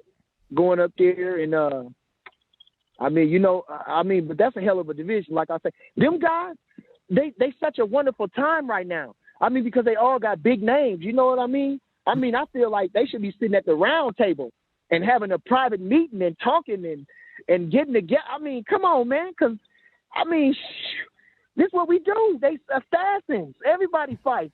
I mean, boy, come on now. I swear to God. All that money to be made, boy, I be getting them big-time people, Eddie Hearns, the rest of them. Let's do something spectacular. Let's have a tournament like they got the World Super Series and shit like that. Man, come on. Man, come on. Boy, I tell you, but anyway, all right, I'm going to let y'all go. I can go on and on forever for boxing. I appreciate y'all. And anytime y'all want me back on, let me know. All right, Bernie, thank you. All right, champ. Thank you. There you have it. Coach Bernie, the boxer. We're going to keep these phone lines moving. We're going out to Oscar in San Antonio. What up to my sanitation workers? What's up, Ness? What's up, Danny? Both. So, is the fights at 135 they're talking about? Yep. It'll be at 135? Well, I would favor Tank because, I mean, Tank's been showing different levels, you know, actually showing that he can really box. So, I think I would favor Tank. If it was at 130, I would favor Shakur. That's fine, it's true. But 135, I think I would favor Tank. I mean that's about it. That's all I got, you know what I mean? All right, we're going out to Will in Jersey. Yo, what's good, man? What up, Will? No, chilling, man. Hey, I'm glad what you said. You said something about Shakur having a jab, because up until that Kambosos fight with Haney, I thought Shakur had the best jab in boxing. Now, talk about the fight, man. Shakur by UD. He's not going to be able to go in there and knock Tank out. I don't think he has that. I don't think he has enough power. But what I know Tank ain't going to be able to hit that boy. That he's so slithery. He's bing boom, and he back there and like you can't even react. Like I don't think Tank got that. He don't have the ring movement. He don't have the ring IQ, and we all see he can be hit. We see what Mario Barrios did to him. Like he was pounding on him. All right, champ. Appreciate the call. All right. Who is on Discord? Let's CYP had the counterpunch, right? Let's go. Let me know if y'all hear me now. We do. All right, cool. In my opinion, there's three types of jabs. There's a keep away jab like Devin throws. There's a power jab like Charlo throws. There's a setup jab like Crawford throws. The question is, what kind of jab does Shakur have? Because if he ain't got no power jab, it's gonna be hard to keep Tank ass up off him. Now, I didn't hear that episode. All I saw was a quote of him talking about, if you can't knock me out, you already lost. Now, I say to myself, you thinking like Fury, ain't you? So when I said that, I wasn't talking about the chat. I wasn't talking about nothing. I just know athletes and I know boxing. I know that's what he was thinking about. Some of these trainers can tell they fighters, you ain't Fury, you ain't that big. That was a once in a lifetime situation. If you under heavyweight, you are not going to outweigh your opponent by that much. Don't ever try to do that shit with a knockout artist if you ain't a heavyweight. It's not going to work. You're going to get fucked up and embarrassed. Last thing, Shakur is a competitive dude, which I love because he's super competitive. Super competitive dudes don't switch off overnight. Hit him with something, he's going to try to get it back. That's going to be a mistake. Let's just talk reality. Competitive dudes always want that get back. Ness know it, I know it. We want that get back. Counterpunch for counterpunch. He's that kind of dude. Stay away from Tank. And you notice he said 2 fights from now. That means he ain't even talking about really fighting Tank right now. He's talking about in the future. I told you. My man Shakur is the future, but Tank is the present. You don't want to open up the present because your ass might get them gifts. CYP out.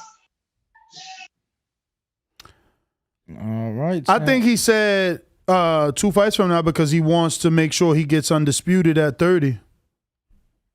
You know what I mean? 2 fights from now, he could possibly at least get undisputed or get a third unification with Joe Cordina.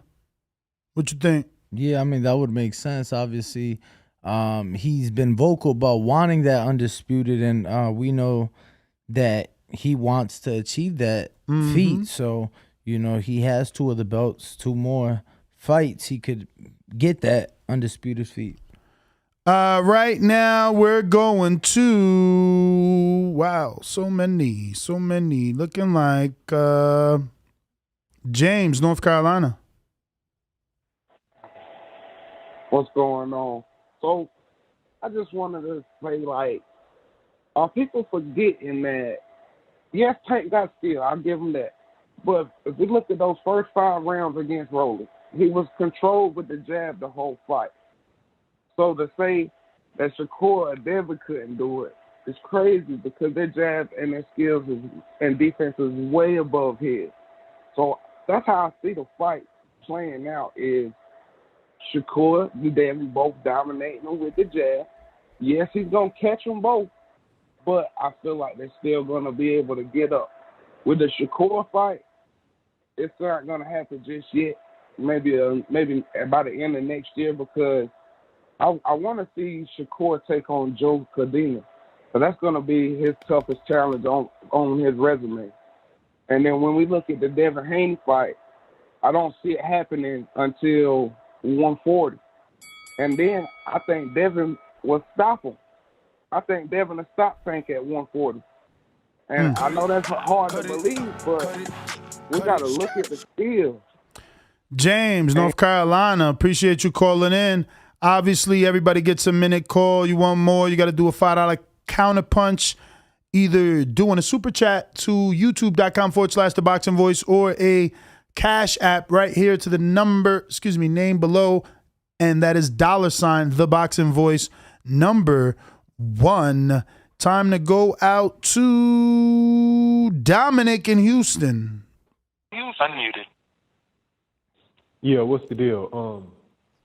So to piggyback off of what my boy James was saying from North Carolina, that's the point I was going to make about how some people had Rolly up before he got knocked out. Well, correct me if I'm wrong. Leo Santa Cruz was beating Tank boxing as well. And Shakur is, much more talented than both of them, especially as a boxer. So I got Shakur. And if Tank wins, it'll be about late knock.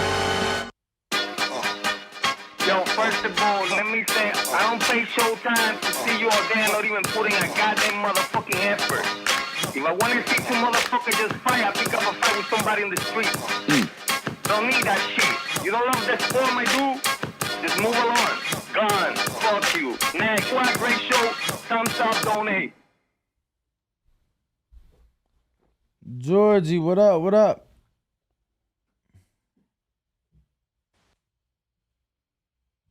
Yo.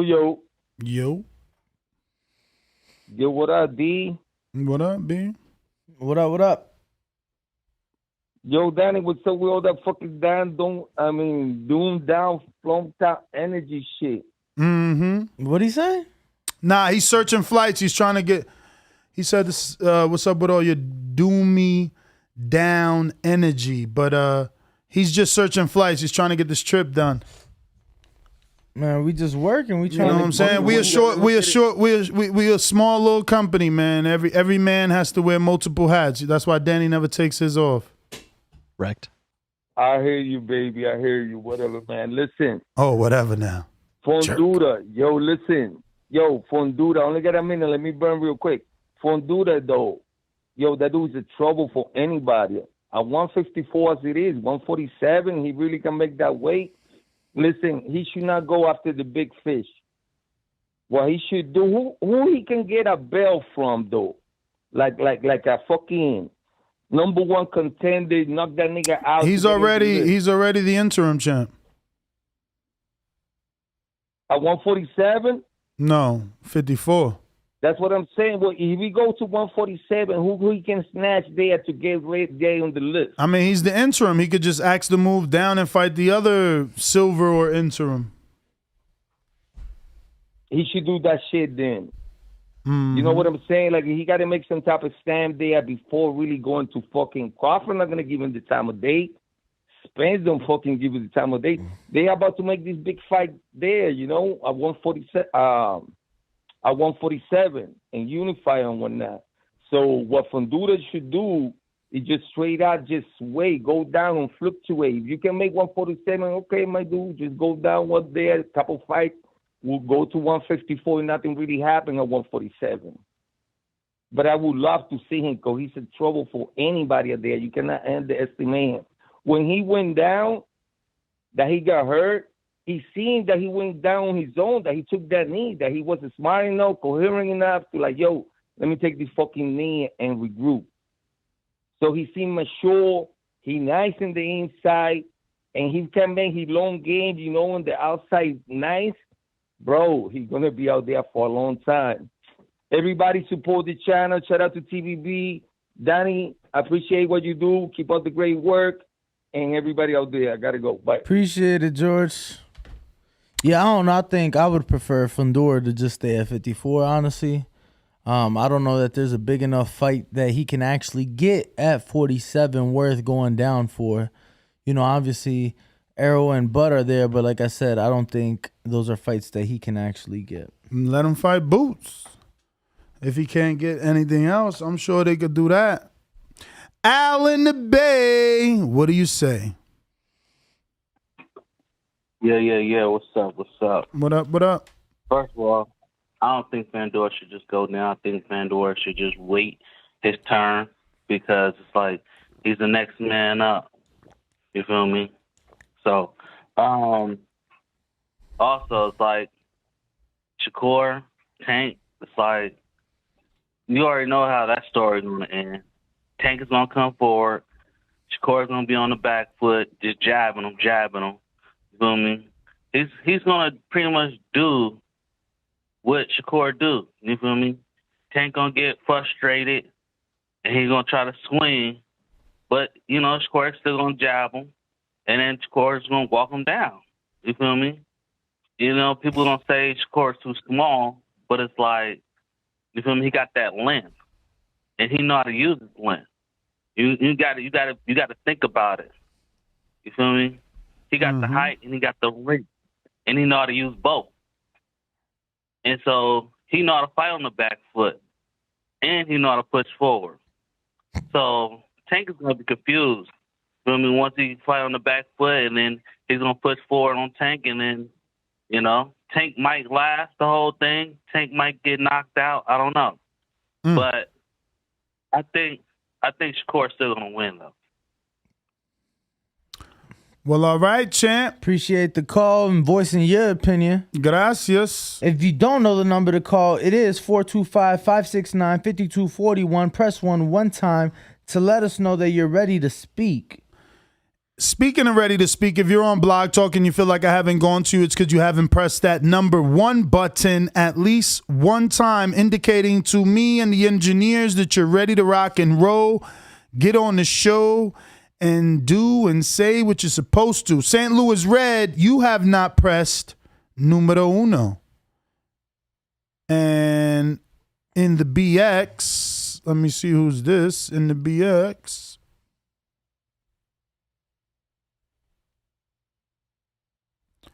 Harlem World, you also have not pressed number 1. Who's on Discord? We got LV Slugger. LV Slugger.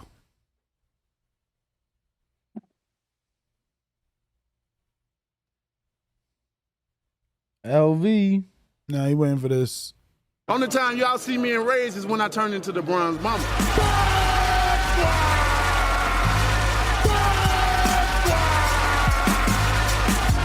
I want a body, and he gonna be the to body. This day. The ambulance better be ready. The medical better be ready. To this day. The referee better be ready. They better have that towel to be able to throw it in. SDS Promotions. That's it, right?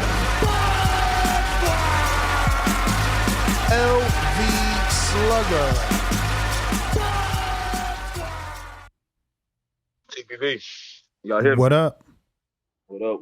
Yo, man, Shakur Tank, you know, definitely a big fight.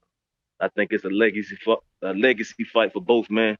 You know what I'm saying? But with Tank, you know, being up there in age and, you know, having more fights on this level, I think his best chance to go and get him now.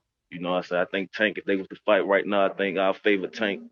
But, you know, as these boys, Devin and Shakur, as they continue to develop, you know, continue getting bigger, you know, continue to fill out, you know, they're going to get stronger. You know, I think it's not going to help Tank in the long run, you know, at the end of the day. So, you know, if they do it right now, I think I'll favor Tank. But eventually when we get these fights, I'm going to have to go with Shakur. You know, I don't think we're going to get it right now. So I think down the line, I think Shakur going to win it. You know what I'm saying? Like I said, the picture with him and Tank after the Tank did against Rolling, and you can clearly see, you know, Shakur is like the taller, bigger guy.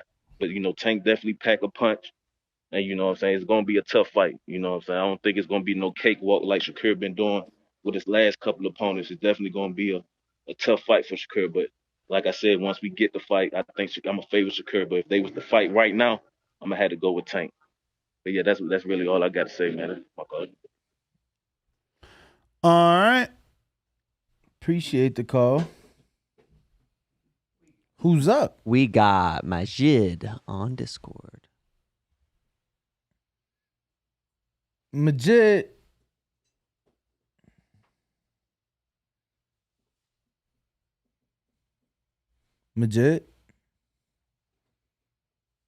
He got a nope. Problem did Hawk Hope from Discord.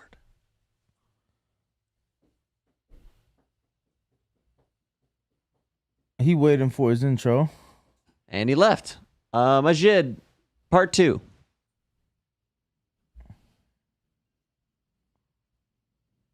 God damn. We hear you. You can hear? We hear you. Oh. Everybody like the video, subscribe to the channel, join YouTube members and Patreon for something. Shit, I'ma just go like this.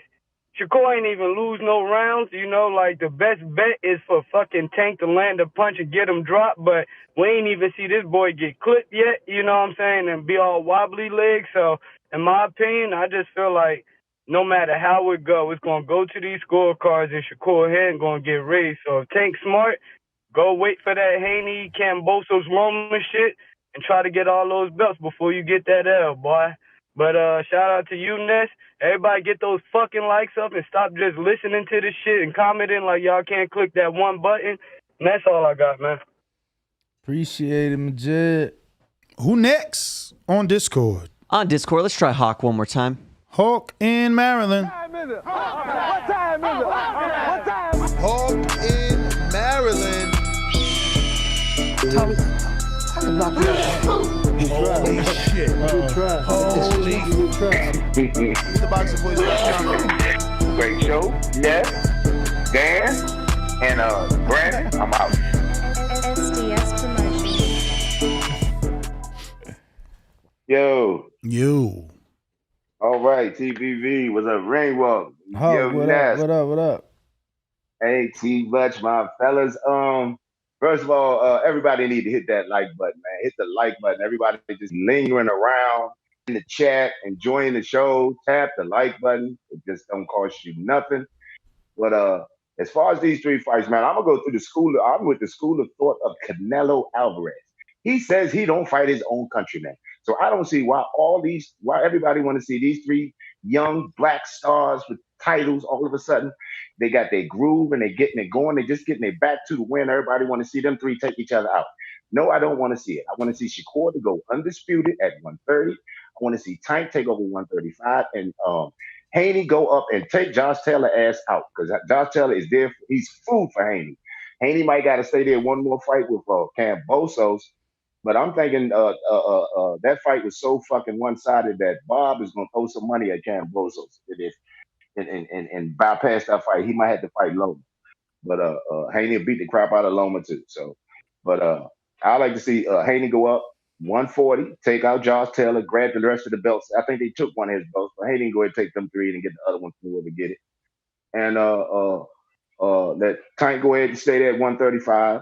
And Shakur do 130 for the next year and a half, 2 years at least. Then they go ahead and get into the mix. But right now, all three of them got their backs to the win. They going, man. Let them three go. Why they got to take each other out? Because I would say he won't fight Benavidez because he's Mexican. I don't think Benavidez is just Mexican, but whatever excuse he used, I'll throw it out. I don't want to see them three fight each other right now. I don't want to see them three take each other out right now. I don't know why everybody calling for it. But if I had to make a decision, like everybody's saying, like I said before, Shakur don't get hit. So that's all I got to say. He just don't get hit with nothing solid. Tank is an excellent fighter. Haney is excellent. I like to see Haney go up there and take Josh Taylor shit and rule 140 because he's going to do it. And let Tank go ahead down there and do 135 and Shakur at 130, at least for the next year and a half, 2 years, before we try to throw them into each other. Man, let them three dudes do what they're doing and crush everybody else. And somebody said earlier, sit at the table, not sit at the table to fight each other, sit at the table to rejoice the fact that three superstars, they're making their separate lanes and doing their thing. And that they're going to have to come together sooner or later, but just not right now. Let them all shine, all three of them. But that's my call. And everybody hit the like button. I don't get it, man. I don't get it why people just come to this show and just sit around and listen to all the work y'all do and can't hit the like button. It sounds crazy, man. But anyway, TBV number 1, I'm out. Appreciate the call. All right. Who next? We got True Roll Tide on Discord. What up, C-Dub? What's good? Rainwalk, Ness. What up? Well, TBV, man. Shout out, smash the like button. Said Tank and Shakur. I got Tank at 135. I got Shakur if Tank go down to 130, but we know that's not happening. I want people to remember, like, whenever you think about a fight, I know the triangle theory is not the best, or people don't like to live and die by it, but you can look at other fights, look and see what similarities was somebody with power. What happened when Shakur went up against Power last time? Anybody remember? He didn't get hit. He didn't get hit. He didn't get hit. Fight of his life. He didn't get hit. Fight of his life. The work of his life. How is it the worst fight, C-Dub? See, you're selling the narrative. Relax. You're selling a narrative that is false so that boxers are forced not to box. But he was not hit. So how was that the worst fight? Well, you still have to be active. I like my bosses to be productive, as in capitalize. So he wasn't capitalizing enough because he was scared. So he was on his bike too much, and the fight was super boring because it's all good you making a person miss. Let's do that. But after you make that person miss, you know why Fury got the draw and Fury Wilder won? Because after you make a person miss, you need to capitalize. Let's man. That wasn't boring to me at all. Just like Devin's fight wasn't boring. Just like, Floyd has never been boring.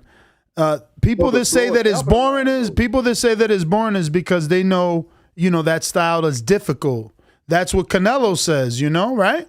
He used to say that to Laura, No, Floyd capitalized though enough to where it's exciting. Like I'm not saying like the boxing sign is boring. I'm saying when you don't capitalize, if you're just making a person miss and just being super defensive and not being offensive, brother, how can you even lie live and say that he's not being offensive? How did they give him the win? If he wasn't offensive, how did they give him the win? The fuck are we talking about? I mean, even how do you win off defense? Stop making me want to hang up on your call. You can't win without landing punches. Don't talk nonsense. He didn't win off defense.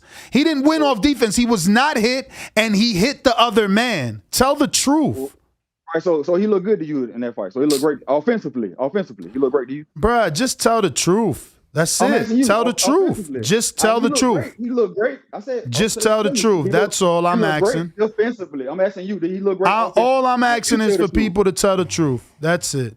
So just tell the truth. What? Offensively, did he look great? See, Dub, you want me to tell you the same thing. So I already told you I was happy with the fight. When you said what happened the last time he fought a punch, I say he pitched the shutout.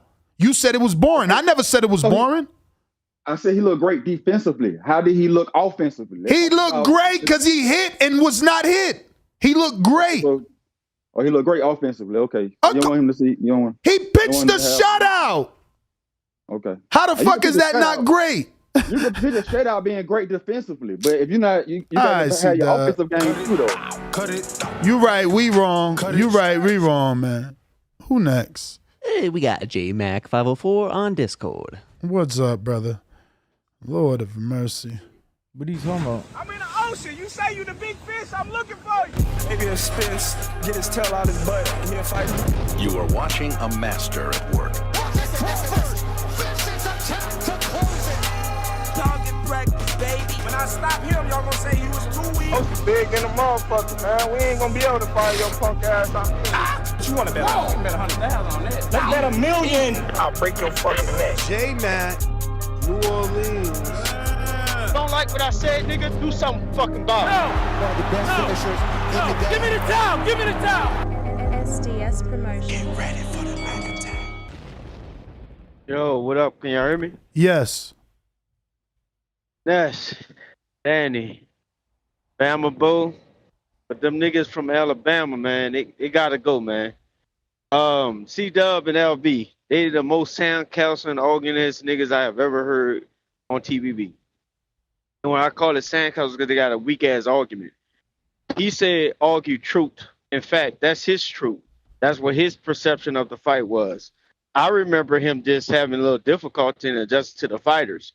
And just because you don't think the fight went the way you thought it should go, doesn't mean the fight was boring. And actually, remember when before Boyd was Money Mayweather, he was Pretty Boy Floyd. Pretty Boy Floyd actually used to have punching power till he started having hand injuries.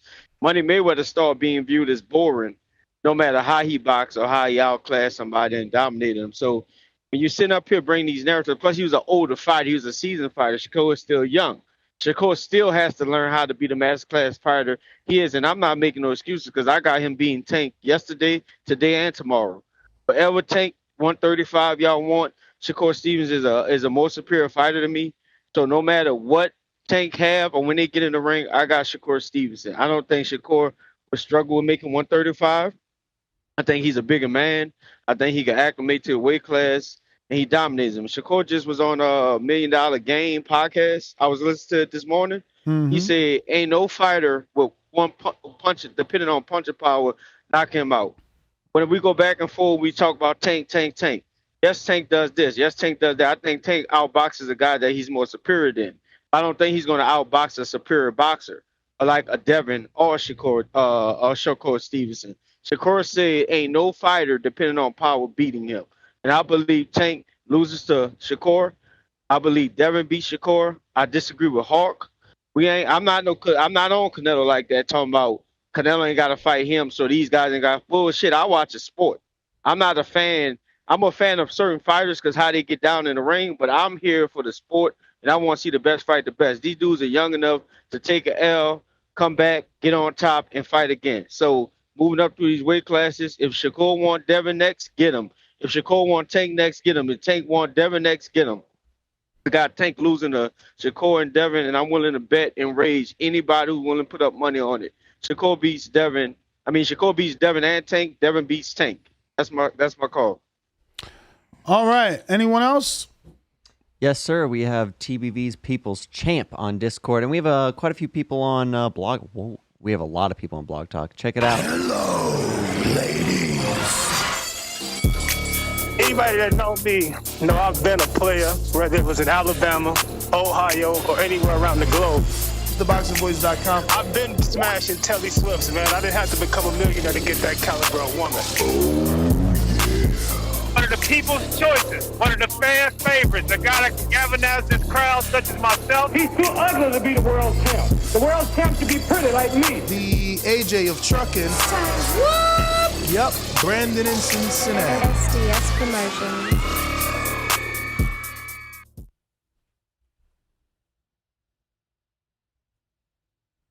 Yo. Brandon? Earth the Brandon? We don't hear you. One more time. Come on in. You hear me now? We hear you. Discord be acting fucked up. I miss Skype. But TVV, good morning, fellas. I've been saying for a while now that this is a 50-50 fight in my opinion, but ain't no fun in that. So I'm going to just go ahead and pick for the day's sake. I think Shakur would edge this fight by the slightest of edges, and this is my reason why. Tank has the technique and the foot speed to cut off the ring against a fighter that fights on the back foot as well as Shakur, but I don't think he has the output to really make Shakur have to really think in there. If you watch the punch output in Tank's last few fights, it really isn't that high. So if you're going to fight Shakur and you're going to throw 20-something punches around, he's just going to coast and jab you and pot shot you all night long. So in order for Tank to beat Shakur, he's going to really have to up that punch output, cut the ring off, and really make Shakur very, very uncomfortable, cut his timing off, cut his rhythm off, and at the output he's been fighting, I don't think he's capable of doing that. But real quick, Ness, you got to stop criticizing cats because they don't necessarily like the sweet science. Bruh, I ain't got to stop doing nothing but tell the truth. And the truth is, someone whitewashed another person. No one called Canelo versus Mayweather boring, so I'm not letting you call any other whitewash boring. Kick rocks with your whack-ass fucking corny arguments. Scoob, what up? Yo, what up, what up? What's good, man? Chilling. Hey, man, so I'm gonna drop my vote, my opinion on here real quick. I got Tank all day, all the way. I can't believe how people I feel like they're just really sleeping on Tank's boxing ability, man. To me, Shakur is great. I don't think he's fought the caliber of opponents that Tank has fought. And I think, somebody said that, something about Shakur coasting. It's easy to coast when you're driving on a nice sunny day, but when you're in a storm and there's some big hail coming down on you at the car and there's heavy rain, you ain't coasting anymore. And he never seen that. So we've seen Tank face all different types of opposition, better opposition, just in my opinion. I think if it gets down to it, I think the boxing ability is, if it's not 50-50, it's real close. And I think Tank has more power. I don't care what people saying about Shakur being a bigger man, but I just think Tank edges him out. I think of Michael Nunn and James Toney. There we go. Michael Nunn, James Toney. Shakur is Michael Nunn. Tank is James Toney. Scoob, thanks for calling in. We going out to New York City. David Maldonado. Listen, niggas don't know nothing. No Ryan don't know nothing. Only I know everything. We did it first, and we motivate even the greats. Oh, what a big shot by Lopez! I told everybody. TheBoxingVoice.com. What he done to the boxing world to be number one in a junior weight division? SDS Promotions.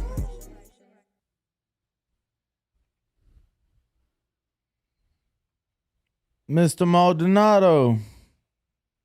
Yo, good morning. Y'all hear me? Yep. Yo, I agree 100% with what Brandon said as far as how he broke that fight down.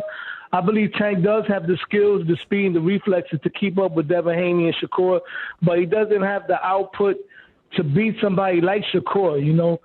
Shakur, one of your callers said Shakur was being criticized for a fight against a puncher. That was against Nagatilia because he wasn't punching much, but he made up for it last time. Oscar Valdez is a puncher. Shakur stood right there in the pocket and was just tagging him up. They was criticizing him for his Valdez performance. Oh, my God. He looked awesome in that fight. Shakur Stevenson is the second coming of Wilfredo Benitez. Boricua pa que tú lo sepa. Shakur Stevenson over Tank Davis. In my opinion, Shakur Stevenson out of that Fab Four is the best one there. I mean Fab Five because you got the Lomachenko and Tio in there. But Shakur Stevenson is the best fighter there overall as far as skills. I think he beats Tank. I think he survived some rough moments because Tank can hit hard and he got the skills to land. But I got Shakur beating Tank Davis by unanimous decision, 8 rounds to 4. That's how I see that fight. And Edgar Berlanga is no longer Puerto Rican, by the way, bro. I've told you, he's done. We got rid of him already, man. Smoke weed every day. Javier Anaheim. Yo, what's up, Nash? What up? Yo, that guy, I don't know who called it. That there's a difference between, like, you know, when people pitch out a shutout. Like, it can be boring sometimes, Nash. Like, I don't think Shakur is boring. I don't think Devin Haney were boring. But, like, for example, like, when you just want to pitch a shutout by just landing a jab and not engaging, like the Pacquiao fight with Mayweather, I thought that was boring. The Lara fight with Canelo, I thought it was boring. I don't think Shakur was boring at all. Like, he mixed in his hands. And, you know, I heard Devin Haney say something on your interview because before I heard the interview, I was like, damn, dude, like, you could do a lot more besides land the jab. But then he did say something that kind of made me change my mind. He said, if I in the Linares fight, anything anybody ever remember was just that one punch. He's like, they don't remember anything else I did in the fight. So you could kind of understand these fighters. So I just don't see how some people like kind of like call in and it's either black or white for them, like act like there's no gray. You know what I mean? Like you can have some boring fights that are one-sided, and you can have some exciting fights that are one-sided as well. Cut it. All right, looking like we got a. I get where he coming from. As far as there could be shutouts that are boring. You know, I've been to some myself. And, which ones? Off top. Bartholomew Easter, which really wasn't a shutout. It was just boxing, but yeah, that was So then it doesn't fall in this category because we talking about one dude. Shutting out another. He told you Mayweather Pacquiao. Do you agree with that or not? Who said that? He did. That last caller? Yeah. I mean, it was a shutout. Pacquiao didn't land. No, but he's saying that was a shutout. You know, someone who pitched a shutout that was boring. That wasn't boring to him. That wasn't boring. Who was that? Who said that? Whoever the last caller was. He don't know what he's talking about. You expected Floyd to do something different. He is disappointed that he put all his money and all his fucking heart and all his soul into Pacquiao, thinking that Pacquiao's style was going to make Floyd do something different. Floyd went in there and did exactly what he did versus Guerrero, exactly what he did versus Mosley, exactly what he did versus Canelo. People were hoping for more because people are dreamers. Floyd did exactly what he did to everybody else. How is it boring? It wasn't boring versus Maidana. It was Maidana that made it closer because he tried more. Tell Pacquiao ass to go in there and take a few more shots to the face so he can land one, but he didn't. Y'all mad that dudes are superior. CYP counterpunch.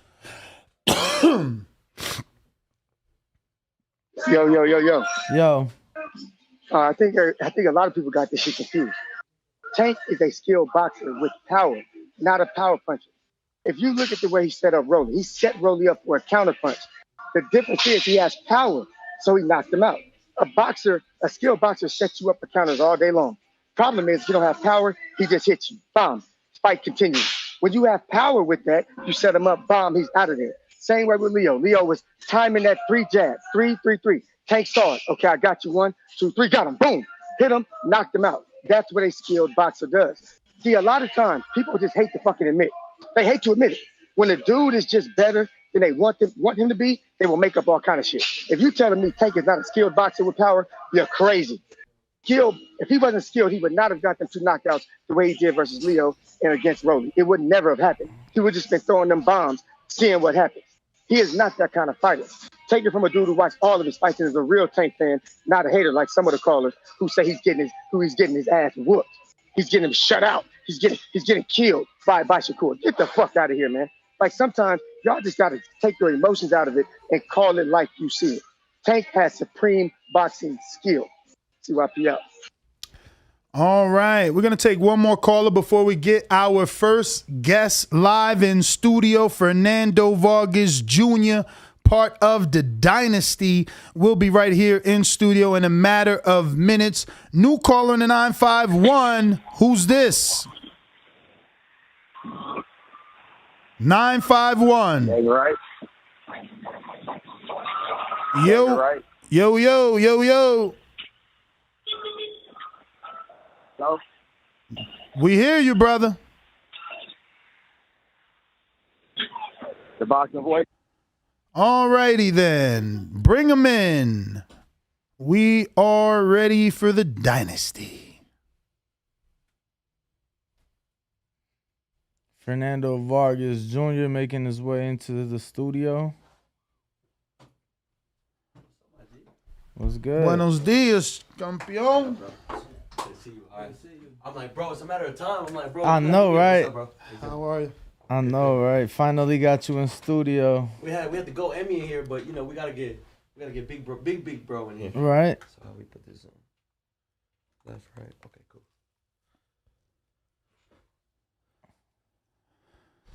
The boxing voice. What's up? How are you? I'm good. Those are some official glasses. The glasses? I'm loving those. Yeah, they cool. They some Louis Vuittons that just came out. Wow. They had them in black, but I had to get them in gold. Okay. They look hard. Thank you. Nice. Tight, for sure. So, I mean, I want to take it from the beginning. Obviously, people need to know why. Why did you get into boxing? I mean, growing up, obviously, being around your dad, you must know how difficult it is not only to succeed, but just to navigate in this sport. What drew you to it? You know what? It wasn't anything that I gravitated towards or wanted to do as a kid. They would see me at fights and they would like see me on top of Robert's shoulders coming out to my dad's fights, and it was just something that my pops did. It was never nothing that I wanted to do. They would ask me, "When are you fighting? What are you fighting?" I was like, that's what my pops does. It wasn't until we started our reality show on Mundos that I was like, you know what? I've always been an athlete, so I've always hooped. I always played ball. I play AAU, and I've always just been a hooper. But you kind of got to be tall for that. You know what I mean? Mm-hmm. I played football. I played all different types of sports. But I would see the sacrifice that my dad would do for camps. I would see him. You know, I would have birthdays later, months later. I would have Christmases later, and I knew if I wanted to box, I would have to give it my all. I would have to give it my life because that's what my dad did. You know, and you know, I just want to get in there just to look good for TV. You know, I just wanted to drop some weight. And my dad put me in there to just spar, you know, some green fighters and just dropped them. Boom, we'll drop one guy. And then the next week he was like, okay, bring me again. Just messing around, just hitting mids, just, you know, nothing serious. And then, you know, I would do it again. And then he put me to the side and he was just like, son, like, hey, I'm not saying this because, I'm your pops, but you could really do this. Like, if you really want to do it, I support you. And my dad had college paid for us. He had all this different type of stuff for us besides boxing, everything but boxing. But it's like, man, we can't get away from it. I think the dinner table, we're talking about boxing, and at lunch, we're talking about the fights that happened the past weekend, and it's something that I couldn't escape.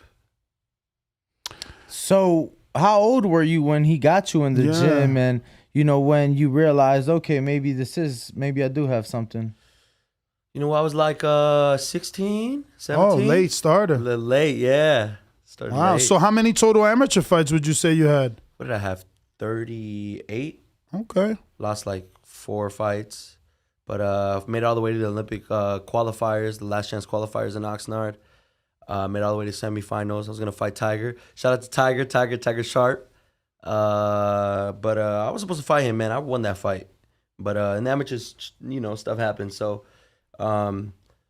beat the number 2 dude in the nation in my weight, 152, with just 30 some fights. And my dad's always told me, son, you got a pro style. So I feel some of the best amateurs can't transition from the pros. You see a lot of Cubans like that because first 3-4 rounds, money. And then after that is like, then they just start having problems because you're just so used to dominating 3-4 rounds. So I've always had a pro style. I start late and then I end up, stopping someone or, getting a standing 8 count or, I didn't have that much amateur experience. I started late. I would figure that you get a lot of pro experience living in Vegas, having that last name. I'm sure all your sparring has to be tough unless your father is controlling it because you have that last name. People are trying to make a name off of you. You know, they don't want to get in there and get beat up by Fernando Vargas Jr. They want to make sure that they made a statement. Is it like that or am I just assuming? Nah, it's like that for sure. I think there's more targets on our back. People who could relate to me is like, I saw Shane in here. I saw, different juniors. They understand, you're not the man. You're the man's son. So it's a little different when you got to kind of extra prove yourself. You got to extra earn them stripes because it's not like you started from the bottom. You had everything. Daddy gave you everything. But see, I come from a competitive standpoint. I don't like losing in bingo. I don't like losing at all. So at the end of the day, it's like the competitor in me has always wanted to have a will to win, and I take that same approach to boxing, But definitely, I think even world champions, even when they spar me, they kind of want to make an example out of me, or it just comes with it. So, speaking of world champions, what would you say is the biggest world champion, former world champion, legend that you might have shared the ring with? Man, Sean Porter's my guy. Sean Porter, I take my hat off to him and how he respects his pops and how he conducts himself outside the ring is someone I look up to. Just the way he carries himself. He's the definition of a gentleman inside and outside the ring. So, and a world champion. So, definitely Sean Porter, future Hall of Famer. I've been in there with Kell Brook. Been in there with Chris Eubank Jr. That dude broke my rib. He's huge. Know. That's why. He broke my rib. I was like, I just thought we were in the clinch and I didn't know he was, acting like we were just going to, touch back up. And with the free hand, he just pop, pop, pop, pop, boom. And he didn't hit back of the head. He landed them shots. And one of them, I guess, broke my rib. I didn't find out till a week later. And I was like, at least it was a world champion, bro. Right. Damn. But what? How does it feel when you're does breathing become more difficult? Is it like a sharp pain? You know what? It wasn't. I didn't feel it right then and there because I think the adrenaline. Yeah. I think that night when I went to sleep, I could not go on that side to sleep. It was I had to really gas for air. Get deep breaths. But sharing the ring with him is just he kind of lets you get off. World champions, they kind of let you. Let you be a front runner, especially me with not that much experience, that let you kind of just get off. In the first few rounds to gas out, right? And then they just kind of just. But he's big. What made you get? Because he's got to be. I mean, he fights at 160, 168, so he had to be 175 plus, bro. I'll get in there with anyone. He's a former world champion. But since then, I'm sure you guys are not getting in with guys that heavy. Because I mean, know it's not good. How long did you stay out of the ring for a broken rib? I took a whole. Damn, it's at least a little over 2 months. Oh wow, that's fast. I didn't know they heal that fast. I was eating, bro. I was chilling. You can't do nothing. Yeah, but the rib doesn't entirely fully repair itself. So it's you have to fully let it heal. Even I was like, Dad, I want to spar. He's like, no, because you could get hit on the other side and it'll just kind of mess everything up. So that was a good experience. Kell Brook from his jab. If you throw a lazy jab. Because I'm a southpaw, I helped him get ready for Crawford, yeah. And I was like, chocolate brownie. Okay, bro, we'll see. Nah, I love it. He's sharp, man. He's sharp. If I throw a lazy jab, he would counter with the left pull back on you. Pull back and just kind of over the top. And then he kind of started working with me after he started touching me up a little bit. But It definitely taught me and boosted my confidence. How do you stop that? Like, I remember, like, that gives people a lot of trouble. You know, the lazy jab, and then you get countered over the top. How, is it just keeping the left hand up, or do you have to stop throwing the jab because just that fighter is faster than you? I think it fucks with your psyche. Like, you're just like, oh, I don't want to throw it. I'm going to get countered. So you resort to doing other stuff. Like Devin Haney, he was kept popping that. I learned you could win a whole fight off a jab. And he frustrated a guy who was going to make it rough and tough. Shout out to Cambosis. But, dude, I just think Teofimo, when he fought emotional. So he was able to capitalize off, being a counterpuncher. But you're not going to play chess with Devin Haney, bro. And I think that's what he was trying to do. And his game plan wasn't that good. But, man, that was a good fight. Well, let me ask you, because we, actually have brought up Devin in today's topic. Shakur Stevenson he did a show with $1 Million Worth of Game, and he said that if all you can do is knock him out, you already lost. Insinuating that his boxing skills is far too superior, that if your only, resort is a knockout, then, it's over for you. So that being said, how do you see those fights play out? Because those are the fights we've been talking about between Shakur, Devin, and Gervonta. I feel that those three people are just special, Gervonta showed that his last fight with Rolly. Rolly, my guy, but, he had a puncher's chance. I even said it. If he didn't knock him out in the first 4, someone was getting knocked out. If he didn't knock him out in the first 4 rounds, then I feel he would have got knocked out. He just stepped in, got square, and got caught. But I don't know. We'll see. We'll see who takes the throne. I know Shakur's moving up, right? Well, he said in 2 fights. In 2 fights? Shakur's nice, bro. My brothers that spar with him, super sharp. Help him get ready for the Valdez fight. I'm a realist though, bro. Like, at the end of the day, if you ask me who's gonna win, I'm gonna just tell you my honest opinion. I just kind of knew Shakur was gonna pick him apart. He's sharp.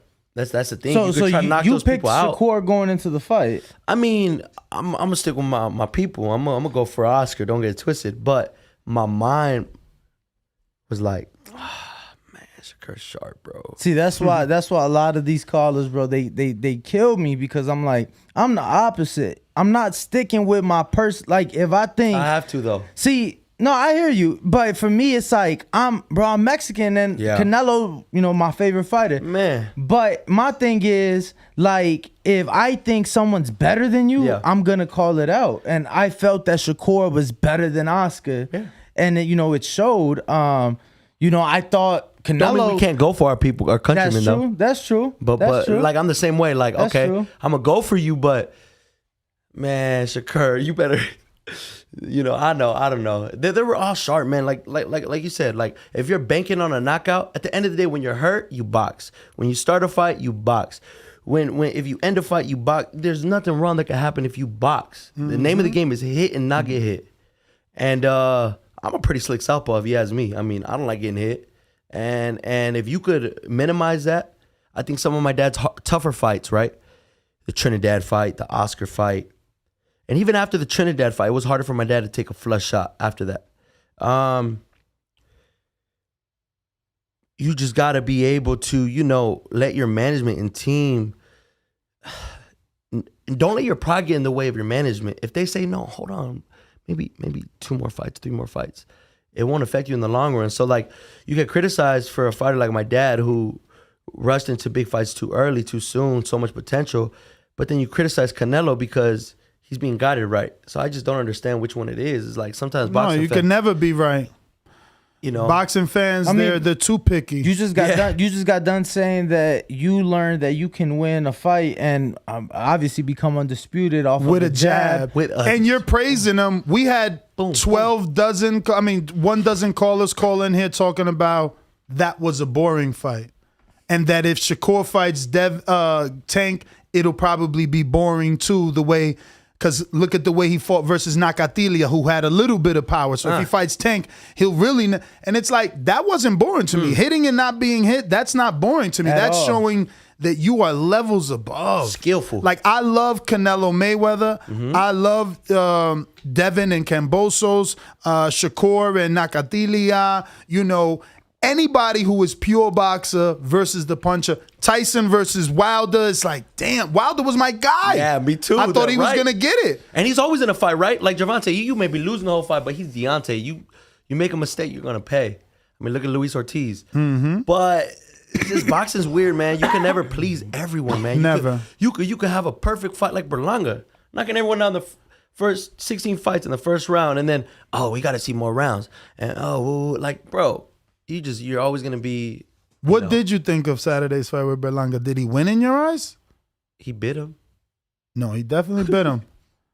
Did he actually though, or did he only attempt? He nibbled on him. He tried. I mean, I think that's worse enough, man. I mean, what was your thoughts on the actual bite or the attempt of? Look, at the end of the day, he headlined his 2 headline. I'm gonna be real with you.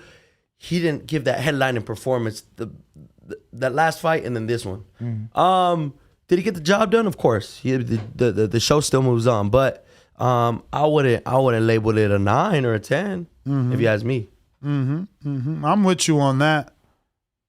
What do you think needs to change? Because obviously, Nestor likes to say that he is a curse of his own talents. A curse of his own success because he got those 16 straight knockouts. So now everybody's like, it was all hype because he hasn't been getting knockouts. So now he's telling you like, no, I'm just getting the win. But in his mind, he know he want to get back into that knockout and be the monster again, and it's not coming. No, for sure. And I think is that too. It's also like a lot of pressure in the sense that, for sure it is. Obviously, you are headlining, and you did get all these knockouts, and you have been called the monster. Now you're signed to Terror Squad and Fat Joe, and you got Lil Wayne posting, and all these reggaetoneros, and it's a lot of pressure. Yeah, it is. It's a lot of pressure, and that's why it's good for us to be able to talk to you, because obviously I'm sure that pressure is similar to the pressure of being a son of a legend. And not just that, but I feel like for you it's almost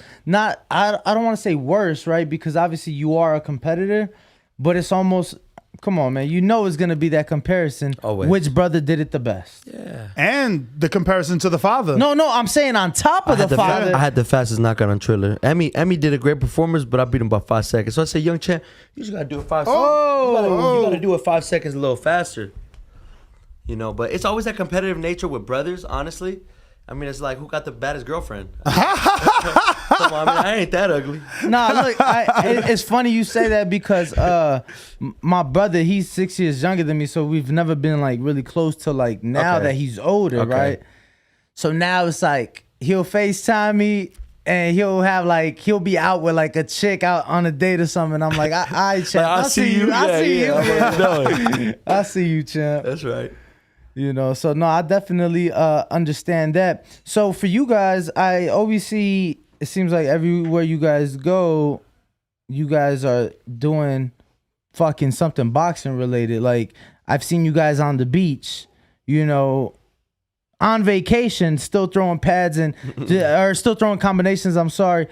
Have you guys always been like that since you guys started boxing? Because let me tell you what it reminds me of, and I'm glad you've hooped, and that's. You played ball, back in the day when they had the peach baskets. So, bro, for us, I played ball in school, but for us, it's like... What position you play? Well, no, like... one of the two. You gotta play... You can't play the 3. No. Competitively, I played football, but I'm saying like I would hoop in, school or like with my friends. Bro, regardless, it's like, even though I was never a real hooper... I'm around the house and I'm spinning off my mom in the kitchen, fading away, and I'm, balling up my homework that I fucked up and Kobe. So it's just like, that's what it reminds me of, because we would do that shit everywhere. And it seems like you guys are like that everywhere. Would you say that it's been like that since all of you guys start boxing? Or do you think that you guys have kind of just grown as you guys have grown with the sport? Like, you guys have grown as brothers, as you guys have grown in the sport. I think we've grown as brothers, but honestly, it's just something we just like fucking around with. Like 1, 2, 3, 2, catch, 2, 3, 2, shoulder roll, 2, 3, 2, pull, slip, 2, 3, 2. Like, we're not trying to be no Ryan Garcia or trying to do this like maquinita thing, but we just if we're out, we feel like hitting some mid work, then we'll just hit it. But it's nothing like on script or nothing that we try doing or anything like that. Yeah, but I know people tell us all the time, like, oh, y'all IG fighters, Triller ain't no real, promotional label. Well, we're the only fighters signed to Triller. So Jake Paul said, here, I'm good off of that, and we'll run with it. So, and they taking care of me. So I know they messed up with Teofimo, but, Triller, shout out to few David. Fighters, though. A few. Not Vargas. Michael Hunter. Not Vargas. Michael Hunter was just in here saying that he still ain't get paid. So just be careful. Obviously, we don't know more than you, and you have the right team and lawyers. But, just be careful. But that being said, is it difficult? And I know, don't answer this traditionally, please. Is it difficult to stay focused? Because, like, outside looking in, you guys are making it better than the average fighter who has 1 and 2 and 3 and 4 fights. You're iced out, nice cars. It's a dynasty. It's understandable. You have that last name, but because you're getting so much so early, how do we as boxing fans know that you're going to stay focused? Because look, you already like this. I go to Bones. Everybody don't look like you, so they trying to get to where you get where you're at, and you're only just starting. Yeah, I think it depends on you. As a person, I know my dad said, "Son, it's hard to go to work in silk pajamas." So I know once the money starts coming and people start tasting it, you could fall in love with that for sure. Like it could take you away from the boxing gym, and I've even caught myself up like, hold on, like, all right, you gotta wait. Like I gotta go be in the gym, I gotta run, I gotta hit my miles, because because after this I gotta go spar. If I'm BSing the night before, my dad's gonna know. Why you tired?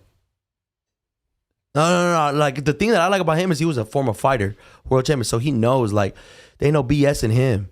So it's like, why you tired? Why you tying up? Like what? You we're gonna do 30-second rest. We ain't doing no minute rest. We're going right back to work.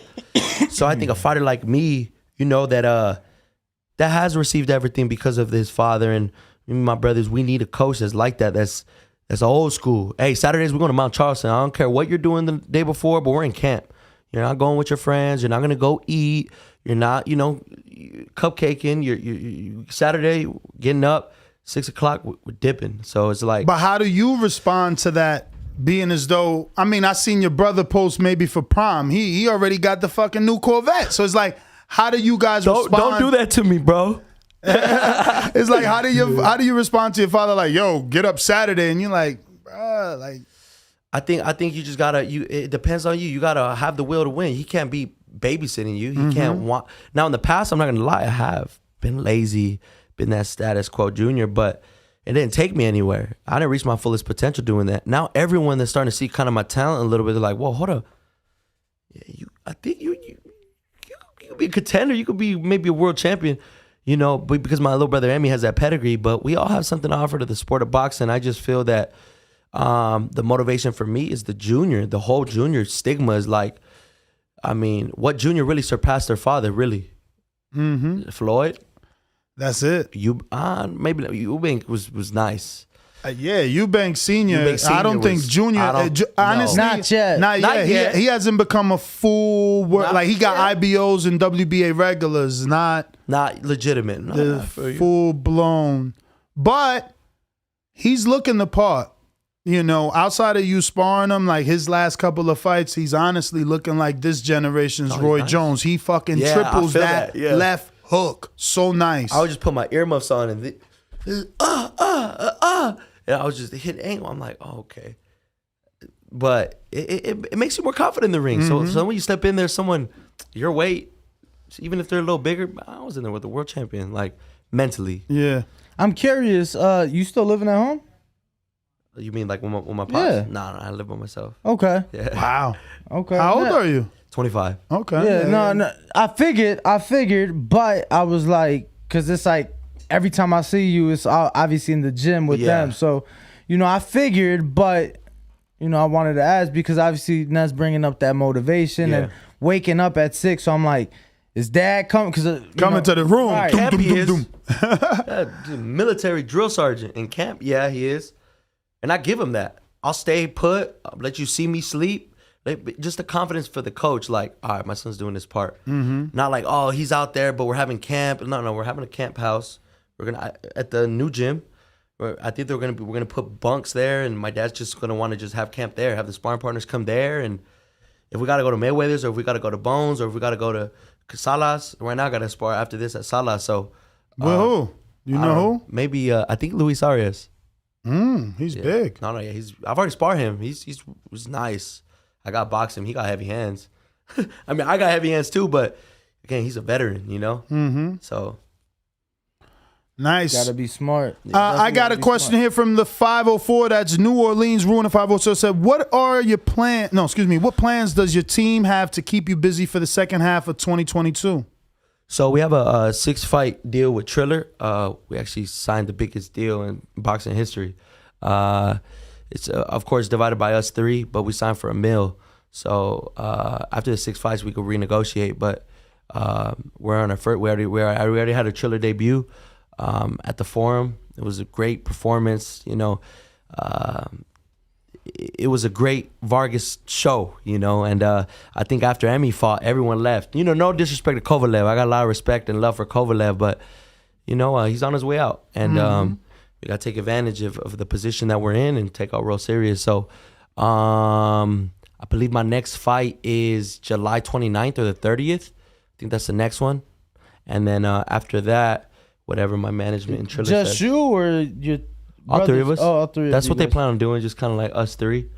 But if we want to do one show here or one show there, maybe we could do that. But what do you prefer?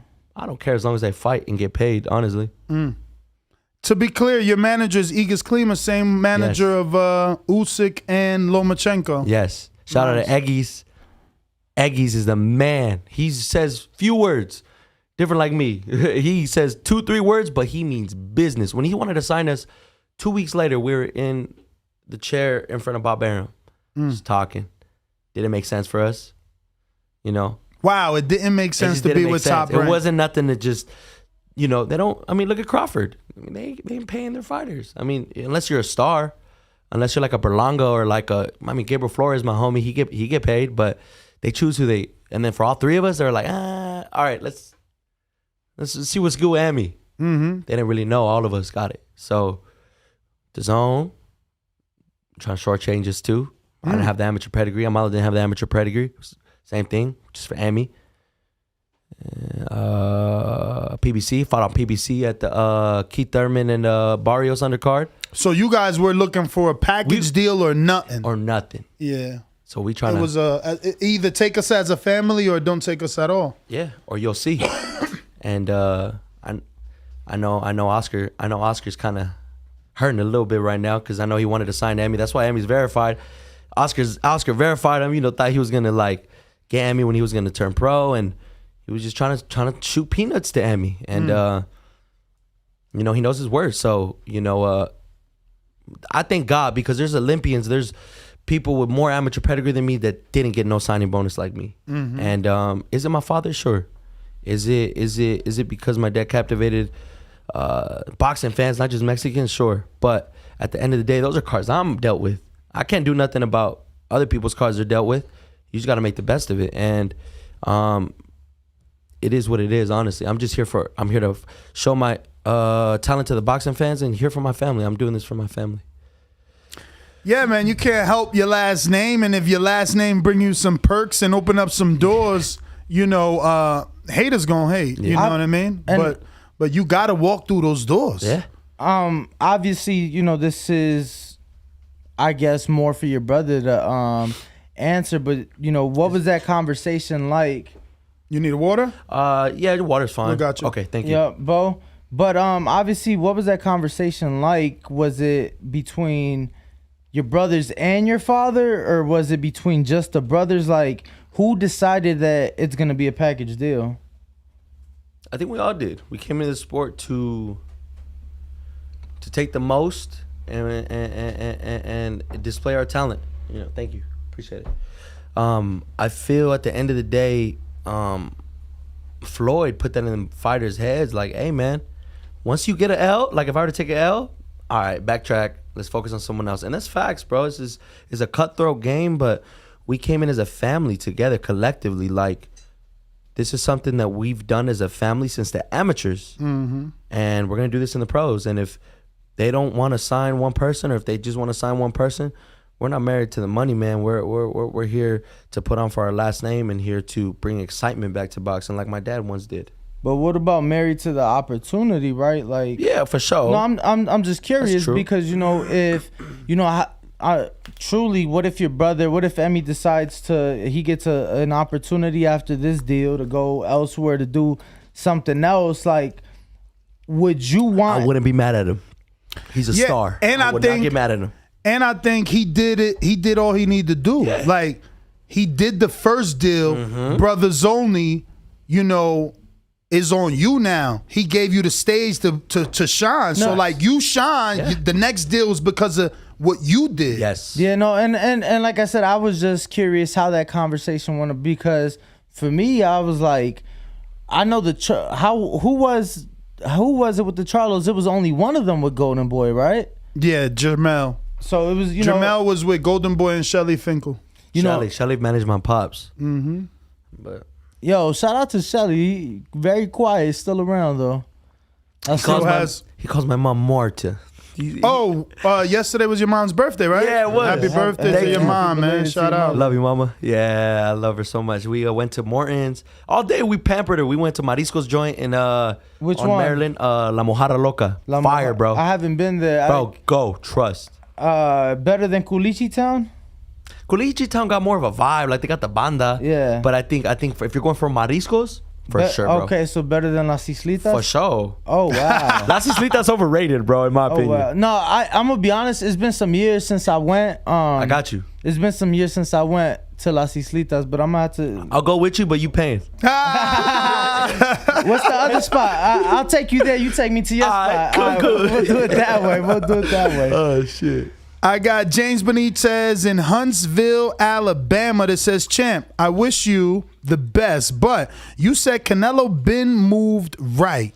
Okay, cool. Canelo could fight any fighter. So why you feel they choose Bivol over Joe Smith or Better Beef when Joe Smith would have been the easier belt to snatch? Do you feel he overestimated his own skills, meaning Canelo? Did he overestimate his skills? For sure. He bit a little more than he could chew. That's why there's weight classes for a reason. But I think he's after belts. That's what Eddie said, right? They're just after belts.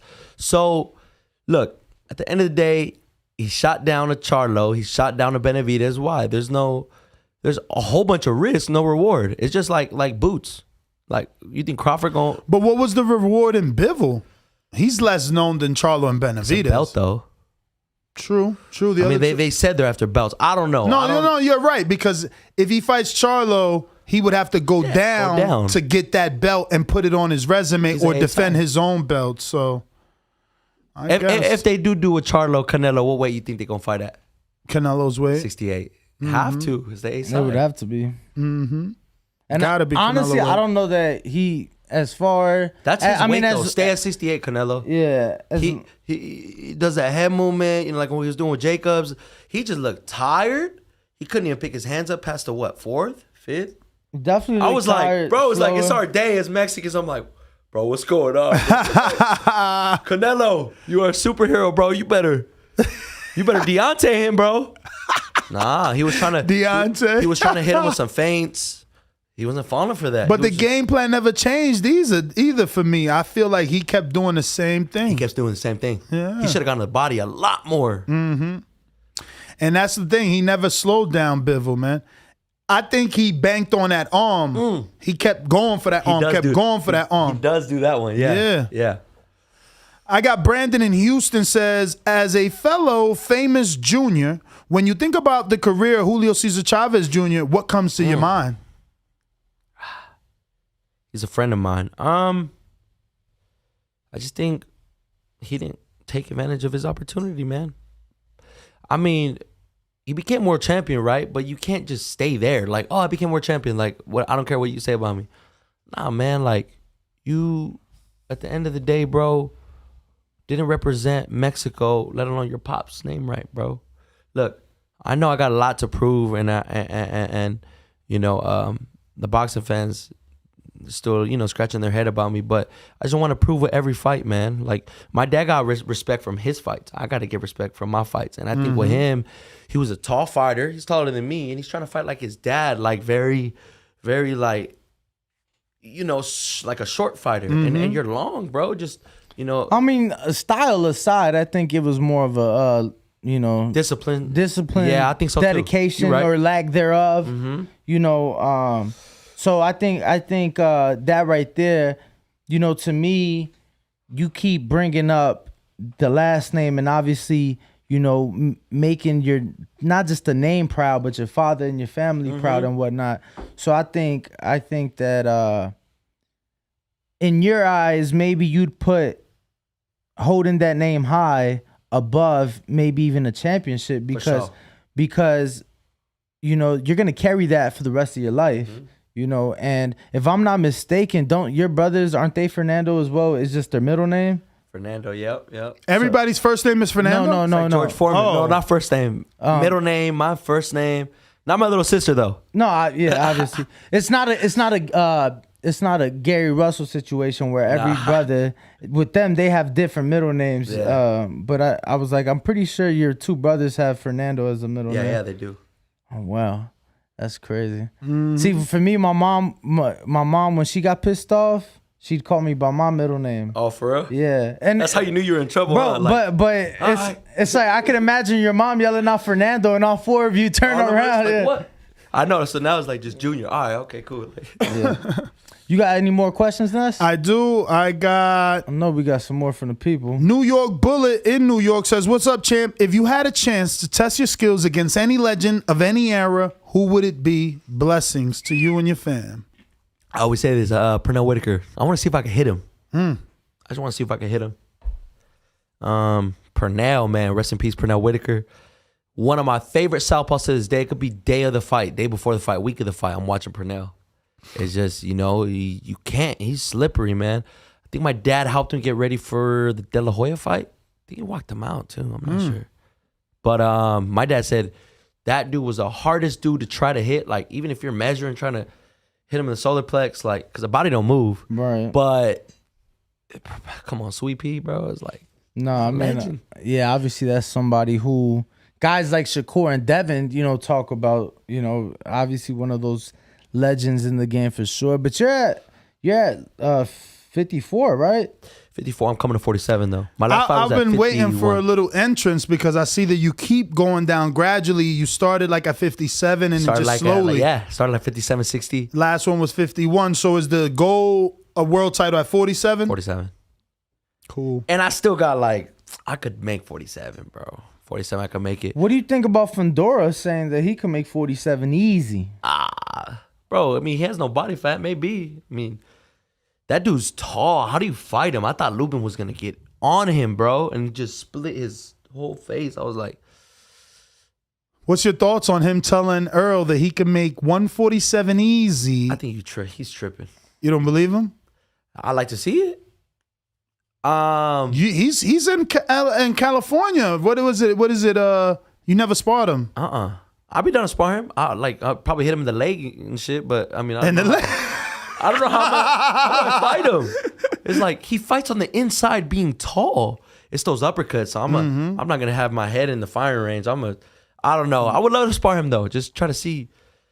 He's good, man. He's really good. He looks nerdy-ish and, you know, Clark Kent-ish, but he can fight. He can scrap for sure. Definitely could fight. Like, you see him in the street. You look like, at him. This tall ass nerd.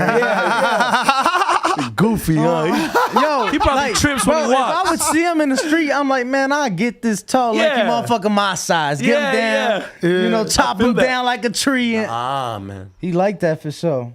Hey, Josue Vargas, he loses last fight. He got knocked out. That's by Dakota. You know Dakota? No, he just looked like Dakota ain't no joke. He just okay. No. Not no joke from a technical mechanic standpoint. No joke hard. He's a fucking little. He's like a white cop from like West Virginia, Iowa, I think. No, West Virginia. At least that's what his box rec said. But yeah, Dakota Linger, man, he came all brawl. Yeah, he just. Like just kept holding him on the ropes. You know how you was just talking But it about, was Vargas. Vargas trying to do all this on the ropes instead of getting off those ropes. In the middle. You know how you was just talking about Fundora and shit? Let me get a screen share, Trav. What we doing? That's Dakota Linger. Is that really? Yeah. Man, if I were to step on the scale, I'm like, I'm icing this mother. Bro, and his last fight, he got robbed on Top Rank. He arguably beat Lefty. What is it?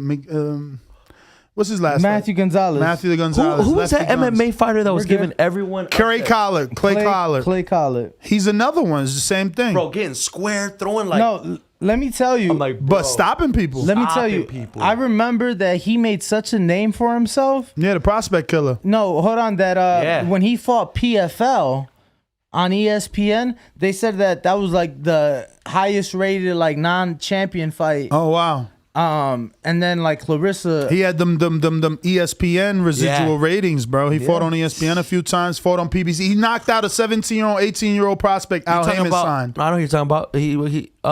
Klimas has him signed. We're on the same. He fought on PBC I know you're and that talking. He's kid Russian. iced him. Yeah. Yeah, I know who you're talking about. I forget his name, but yeah, he got beat. I was like, oh my goodness. let me see. David Kaminsky. Yep. I got a Big Casual that says, what up, champ? If your career goes as planned, what division do you think you will win your first world title? And do you think at 154 similar to your pops? Oh, so do you think you'll win a title at 54 similar to your pops? The goal is to win a world title first. I think 47 is what I'll campaign at and try to shoot my goal to be world champion. And then if not, if I struggle too much, then 54. But I think, I could see myself being a world champion at 54 for sure. So, how long have you been sparring like world-class fighters? Because obviously, because your name, we think about guys like Andy, David Benavidez, Andy Ruiz, David Benavidez. They've been in the gym so long that they were in the ring with, people way more experienced than them at a younger age. So when was like the first time you got in there with someone that you knew he was just of another caliber, of another level, but you just wanted to get that work to see where you were at and to learn? It was Sean Porter. Okay. The first world champion I worked with. It was about 2 years ago. He came to my gym. He came to my gym and needed to work. His pops was this when you were with Jorge Capotillo's gym? Or no, this was at the Fedor's at Shining Civic Center. All right. So when we started our gym back there, and he just needed some rounds. I'm sure he looked at me as just like a sparring partner, and I'm sure that's what I was at the time. But he just needed rounds. His pops wasn't able to be there. Literally, Coach Larry Wade had his dad on FaceTime looking at the sparring because he couldn't be there. And very respectful, man. Just very like, hey, man, appreciate the work, and thank you, bro. And all What was your biggest takeaway from that? Hold on. He gets in there. He lights me up, bro. Yeah, he's all nice and... Oh yeah. When you said he said thank you for the sparring, I'm thinking you're talking after. No, yeah. He's very nice and respectful, bro. He gets in there. I'm talking. He just, just does not stop. What I learned, you have to work every second of every fucking round with Sean Porter. I think the first couple rounds we were going back and forth, and I was landing some shots on him, and then he just drowned me with the conditioning, bro. I was just like, man, struggling to try to find, looking at the clock, seeing when 30 seconds is going to come by. I'm like, all right, when's this 30 seconds coming, man? But that was the first world champion I worked with, and I just knew, like, I had it. Because he even told me, like, bro, like, after hit sprints, go to the mountains, swim, and just, you could tell he wanted a genuine, like, he saw something in me. And I promise you, from there, then I fought a fight on something. We were working with Tom Loeffler, and I fought in Puerto Rico. He commentated there. Just kept kind of like tuning in. And I know at the gym when you guys were there, our new gym, he just texted me, "Hey, what's up, champ?" He said, "Can I swing by? Are you guys at Salas?" I'm like, "Nah, we're just sparring there. The boys were sparring there. We're at our new gym." He's like, "Okay, shoot me the address." So he came by, literally didn't say a word, was just like a fly on the wall, and just observing, and was like, "Is it really like the Vargas dynasty? Are y'all really like close like that?" And he told my dad that. Like I was like really like thinking. And he just gave us a few pointers, a few things, but he didn't even really say much. Just supporting, you know. And I'm appreciative for him, man. You know. Yeah, I was there. I was at Top Rank, I don't know, a couple months ago, and Shakur was sparring, getting ready for Valdez. And Sean walks in, and he's like sitting. You know how they got the 2 rings, so he's sitting like on the one on the right or the left. So he's sitting. He's sitting away from from where they're sparring at. Like he's in the other ring and shit, right? The one closer to the door, and whatnot. And he just sitting there quietly, blah blah blah. And afterwards, I'm interviewing Shakur, and he just walks in, and he's like, starts pointing out different things that he was doing in the sparring. So it's like, yeah, he's paying attention. He's not saying much, but he's watching. He's tuned in for sure. Yeah, he showed us how to not use so much energy, conserve it. How when you're tired from one round, how to kind of like, all right, I knew I threw a whole bunch of punches. You're gonna take a round off, and then come back, or take 2 rounds off, just stuff like that. But how'd you deal with his? Like you said, you know, you had to fight every minute of every round. How did you deal with that? I had to find ways, just tie up, breathe, box. Couldn't throw everything hard. If I threw everything hard, I'd like be gassed. And I was gassed probably the second round. Then I ran with him in Mount Charleston. After that, he invited me. We did hot yoga together. Pause. And then that was cool though, because I usually have to put plastics to cut. You know, we got that Mexican genes, bro. We have to smack Abilene and 2 waist trainers and box raws, and he just showed me just stretching, just meditating, and wow, I was leaking, bro. I was like, okay. And then we went to go run Mount Charleston. He starts strong, bro, and then kind of like midway, he'll ease up a little bit, and then he'll pick up. So I just couldn't quit, bro. I was like, how am I possibly gonna be known for not quitting? And then you see me quit, so just kept going with him. But I was gassed. Tyson Fury, training with him. He's his work ethic is crazy, man. Tyson Fury's no joke. And of course, I met him through Capetillo. So Capetillo's always helping me and my dad. So my team, regardless of who it is always going to be my dad and Capetillo. Everyone else that helps and, you know, gives my dad the gauze or whatever, those are secondary. But, you know, I'm very grateful for Capetillo. You know what I'm saying? I went through a dark season in my life, and he was there for my family. And he was always believing God for me, and I made it through, you know. And I'm very appreciative for the Capetillo family, their family. So, you know, they're very good people. I wanted to ask because I've seen you guys in there, and a lot of fighters who are trained by their father sometimes don't want that extra help, you know? What do you mean?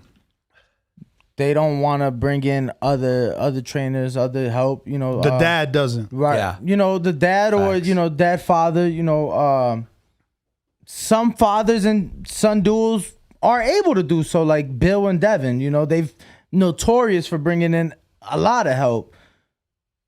How open were you to that? Was it your idea, your dad's idea? How did that come about? Or has it always been your dad and somebody else always working with you guys? You know what? Since the amateur is always my dad, so he's always going to be the main coach. But I feel Capetillo, when we bump heads, because we're so much alike, and when we bump heads, and I'm not trying to listen to him, or Capetillo will tell it to me, but my dad will be preaching the same thing, but I'll listen to Capetillo. He's like, bro, I'm telling you the same thing. It's funny how it works like that, but he works for us. So when my dad gets mad at me, nah, I'm not holding pass for you. Go hit the bag for an hour. I'm like, Dad, but I got to get these rounds in, like, help me out. You know what I mean? Help me. I'm getting ready for a fight. My dad's the type of person, very prideful like myself. And if you disrespect him, he won't work with you. So you got to, that's what I'm saying. I learned a lot from Sean, because there's times that I've seen on, I think, like All Accesses where, you know, Kenny is just letting them have it, bro. And I'm like, you know, I know Sean's a man at the end of the day. Like, defend yourself, bro. And he just won't do it. So I think there's a line right there. At the end of the day, we're always with my dad, but I won't cross that line, like, trying to play with him, and like, he's not your friend, bro. He's your dad. So I think you just got to know what it is. It works for us. When we get hot with each other, I'll work with Capetillo and I'll still get the work done. So, and he wraps my hands. My dad lets him, but the instruction comes from my pops. If he sees something, he'll say it, but he ain't coming in the ring, let me know it, you know? Just that level of respect. My dad's real jealous. So jealous with you and your attention, or with you and being with other trainers? Both. I think both. I'm jealous for his too. So that's good. That's good. There's 3 of us, right? So when all 3 of us are in camp, he tried to have us all 3 just do it together. But as it gets closer to camp, like we need my dad's full attention. So 1 hour here, another hour here, another hour here, and Capetillo shows up to the sparring. He can't be there every day because he has his own gym, but he shows up to the sparring. As it gets closer to the fight, he's there at every sparring. So that works for us. That's a program that works for us. So I just don't want to break it. No, that's important. That's definitely important to. You know, you mentioned it earlier, quoting Devin and saying, you know, for him the jab was working, and it's like, why change something if it works? You know, and obviously if your father and having Jorge there, and your brothers, and if that works for the team, obviously why change it? You know, got to stick to it. Well, so being as though that you've gone to Ismael Salas's gym, have you ever gotten any work with Arthur Puello? Dark skin, Dominican. I spotted dark skin there. Tall, 140 Alberto. Alberto, that's right. Why I keep saying Puello. Arthur? Alberto. I sparred someone there that in the amateurs he was knocking everybody out. I don't think that's him. I think it's another guy. I'll show you my Instagram. But nah, I put tips on boy. They were like surprised. Do you know who you sparred? I'm like, no. Like, it doesn't matter what you come in with, who's who, bro. At the end of the day, they haven't sparred you. Like, so he said in the amateurs he was knocking everybody out, and you know, at the end, You of the know day, at what weight? fuck, is it 54? Could He's it like be Yo Elvis? Yo Elvis Gomez? Oh yeah, they gotta I be think him. it is. It's Gomez. Yup. Because he's knocking everybody out. Bro. He's 6-0, 6 KOs. No, 5 KOs. He went to Ask distance with anyone that Cota. was there at Salas. Bro, I was doing whatever with him. Who else I sparred with? Ugas. I helped him get ready for 90 seconds. For Earl. Earl and Ugas, bro. You know, I was having my fair share with Ugas, man. And after I sparred him, I'm like, I kind of knew that that Earl was gonna take care of business. Oh wow. But he's a good fighter though. Gomez is just strong.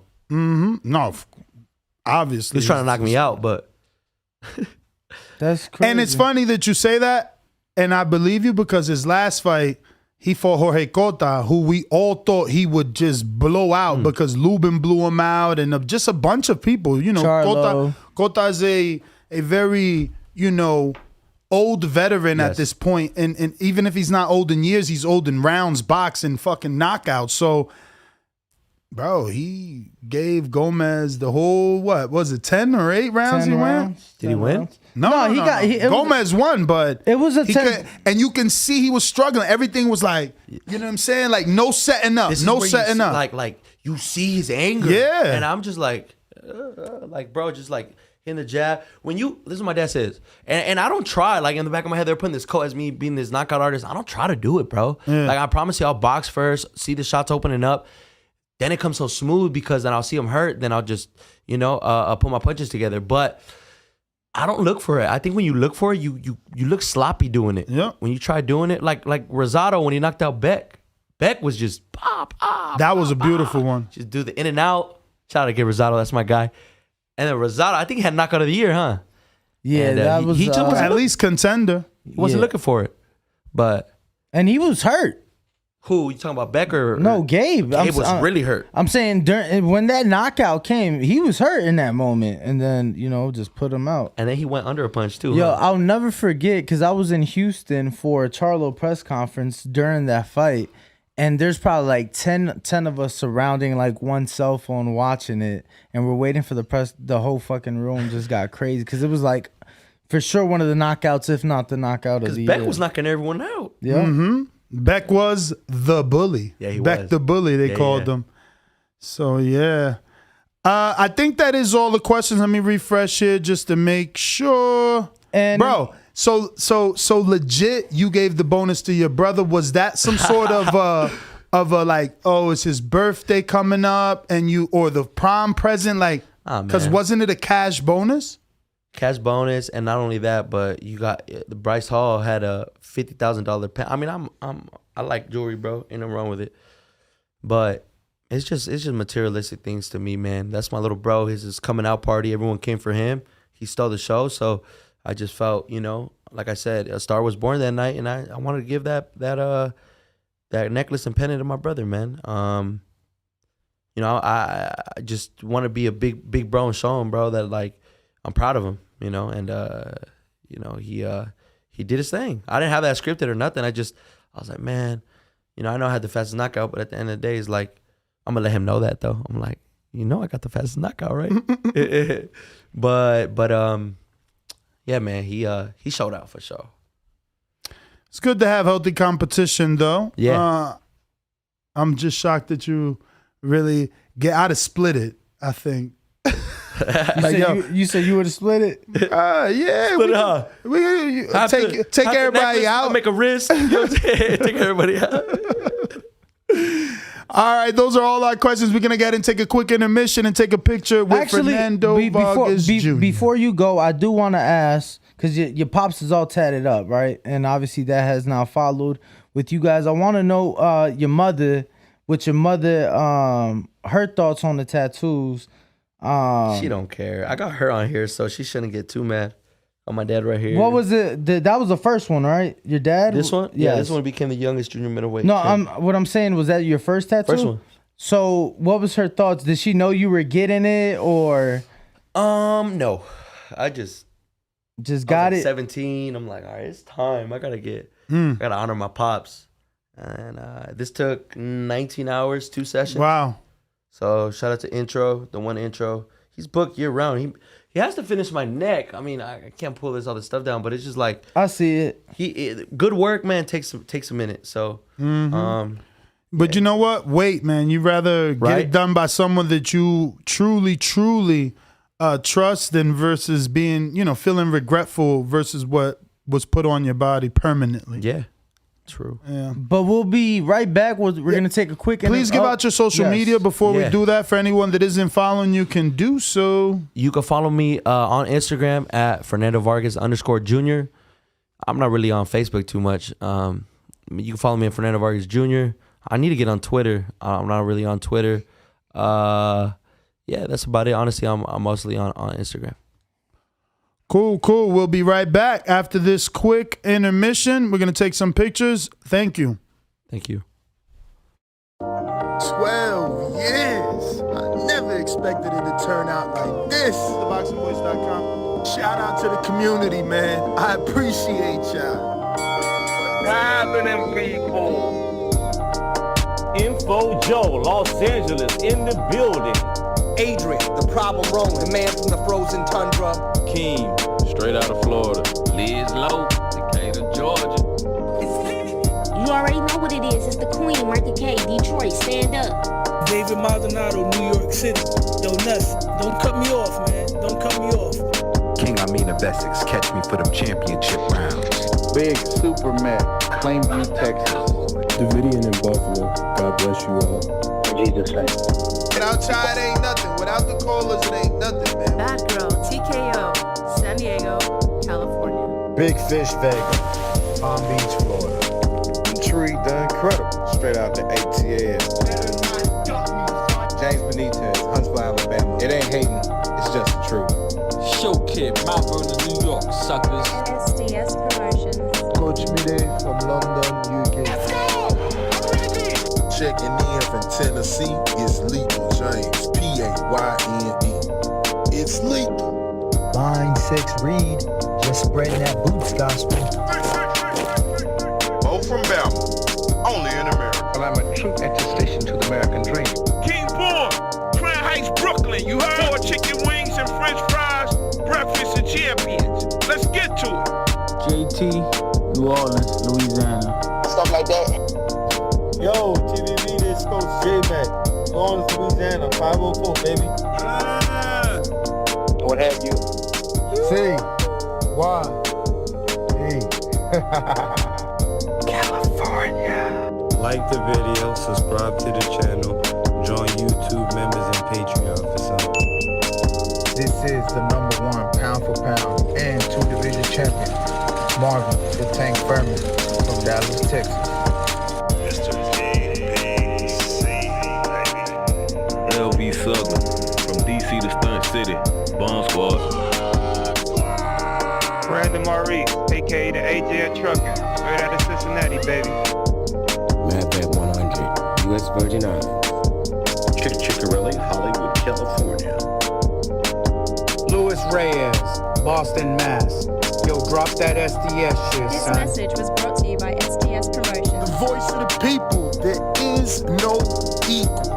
You can add Nestor Gibbs on Skype to be part of the conversation. TheBoxingVoice.com. As I always say, please make sure you push the thumbs up. Share this in every episode of the Boxing Voice podcast. This is TBD for life. If you ain't on Patreon, that's because you're stupid.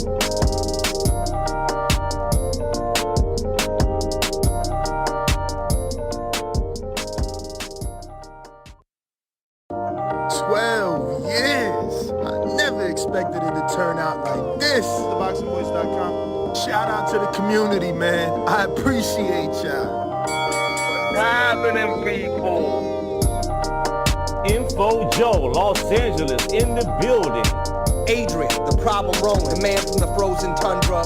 Keem, straight out of Florida. Liz Lowe, Decatur, Georgia. You already know what it is. It's the Queen, Market K, Detroit. Stand up. David Maldonado, New York City. Yo, Nuss, don't cut me off, man. Don't cut me off. King Amin of Essex, catch me for them championship rounds. Big Super Mac, Plainview, Texas. Davidian in Buffalo. God bless you all. In Jesus' name. Without y'all, it ain't nothing. Without the callers, it ain't nothing, man. Bad Girl, TKO, San Diego, California. Big Fish Vega, Palm Beach, Florida. Tree the Incredible, straight out the ATL. James Benitez, Huntsville, Alabama. It ain't hating, it's just the truth. Show Kid, Mount Vernon, New York, suckers. SDS Promotions. Coach Mide from London, UK. Checking in from Tennessee, it's Lethal James, P-A-Y-N-E. It's lethal. Line 6 Reed, just spreading that boots gospel. Bo from Bama, only in America. Well, I'm a true attestation to the American dream. King Born, Crown Heights, Brooklyn. You heard? 4 chicken wings and French fries, breakfast and champions. Let's get to it. JT, New Orleans, Louisiana. Stuff like that. Yo, TVV, this Coach J-Mac. New Orleans, Louisiana, 504, baby. What have you? C. Y. E. California. Like the video, subscribe to the channel, join YouTube members and Patreon for some. This is the #1 pound for pound and 2-division champion, Marvin the Tank Furman from Dallas, Texas. Mr. PBC, baby. LB Southern, from DC to Stunt City, Bomb Squad. Fernando Vargas, a.k.a. the AJ of trucking. Straight out of Cincinnati, baby. Madbad 100, U.S. Virgin Islands. Chickarelli, Hollywood, California. Luis Reyes, Boston, Mass. Yo, drop that SDS shit, This son. message was brought to you by SDS Promotions. The voice of the people, there is no equal. You can add Nestor Gibbs on Skype to be part of the conversation. TheBoxingVoice.com. As I always say, please make sure you push the thumbs up. Share this in every episode of the Boxing Voice podcast. This is TBD for life. If you ain't on Patreon, that's because you're stupid.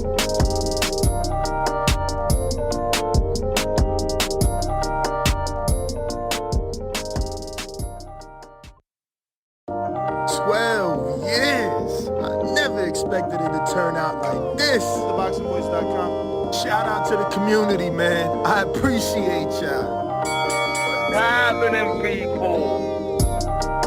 Info Joe, Los Angeles, in the building. Adrian, the problem wrong, the man from the frozen tundra.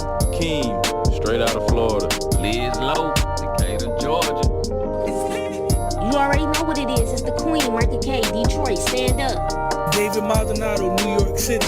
Yo, Nuss, don't cut me off, man. Don't cut me off. King Amin of Essex, catch me for them championship rounds. Big Super Mac, Plainview, Texas. Davidian in Buffalo. God bless you all. In Jesus' name.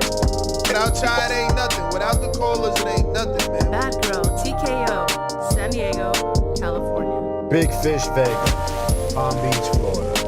Intrigued, done incredible. Straight out the ATL.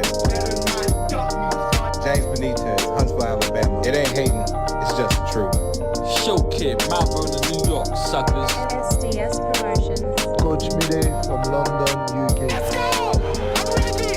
Checking in from Tennessee, it's Lethal James, P-A-Y-N-E. It's lethal. Line 6 Reed, just spreading that boots gospel. Bo from Bama, only in America. Well, I'm a true attestation to the American dream. King Born, Crown Heights, Brooklyn. You heard? 4 chicken wings and French fries, breakfast and champions. Let's get to it. JT, New Orleans, Louisiana. Stuff like that. Yo, TVV, this Coach J-Mac. New Orleans, Louisiana, 504, baby. What have you? C, Y, E. California. Like the video, subscribe to the channel, join YouTube members and Patreon for some. This is the #1 pound for pound and 2 division champion, Marvin the Tank Furman from Dallas, Texas. Mr. PBC, baby. LB Southern, from DC to Stunt City, Bomb Squad. What up, what up, what up, what up? Welcome back. Hopefully you enjoyed that interview. We do appreciate the entire team working tirelessly to get us the best and greatest interviews to help us continue to grow. Speaking of growth, we're on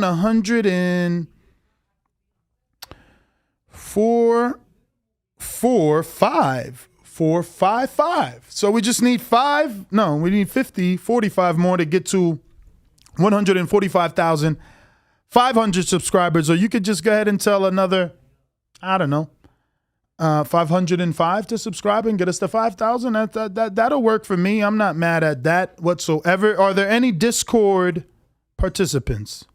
So I trust God's word. And God's word's been treating me very well. I'm healthy, strong, and about to knock Earl Spence out in Jesus' name. In Jesus' name. Amen. We have JMac504 on Discord. Do we have Boomerang? I'm in the ocean. I think we did that. What up, champ? Yo, can y'all hear me? Yes. All right. I think I realized what'll be happening. My Wi-Fi be switching out on me sometimes. That's why I be breaking up a lot. But like I said, man, I heard like what a lot of people say. I still got Tank being a puncher that can box. I think a lot of people glorify his boxing ability. I think the guys he's been in the ring with, as far as his knockout against Rolly, and he was with Tio. I think probably was I ain't gonna say Rolly was one of his biggest blown up fights for the hype that came up to it and it built up into. But I think Tio might have been his best win to date. I remember. But I think those guys were tailor-made for a Tank. I think Tank is a puncher who can box. I don't really think he can box as good as a lot of guys want him to be. I think that's why Floyd and Leonard been moving him the way they've been moving him for his career, minus who he get in the ring with. So like I got Shakur and Devin beating him. Like I got Shakur being the top guy out of Devin and Tank. That's what's up. Cut it. Who next? That's all. Nesta Gibbs, Instagram and Twitter. Before we go, let me just make sure I didn't leave any man behind on the super chats. Looks like we do have a few that might need to be read out. We're going to start from...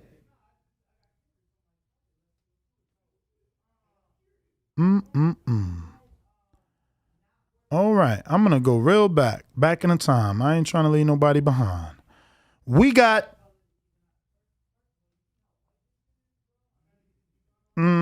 Okay, I'm too far behind. All right. Here we go. Azab Sam. Steven Smith. Ness, if you top rank, what do you think of Berlanga? We answer that. ASAP Sam back with another Tank talking before the Haney fight. Now he quiet.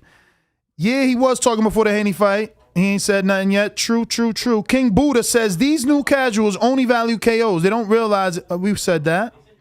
They don't realize if you favorite fighter can only win by KO, they are probably gonna lose. We did About Time. We did CYP. Bradley Savage, y'all must have forgot. Tank beat Leo for the Super WBA at 130. Due to Tank having Reggie belts at 135 and 140, WBA made him choose a weight class. So shout out TBV. Jonathan Lambarina says, Ness, please screen share Tank with 2 swollen eyes after the Gamboa fight. Shakur wins this fight. Okay. All Around Strong says, I got Tank. Shout out to Shakur, though. Excellent talent. Dallas Fort Worth Herbie, why do people assume everyone is entertained by the same thing? I respect a slugfest, but it's not appealing to me. I love seeing shutouts, though. Thank you. CYP with his third counterpunch on. I'm not sure if we got to that. Erizestro, AJ signed with DAZN, a huge multi-million-dollar deal that will see the man make big bucks. So it looks like AJ announces a groundbreaking deal with Anthony Joshua.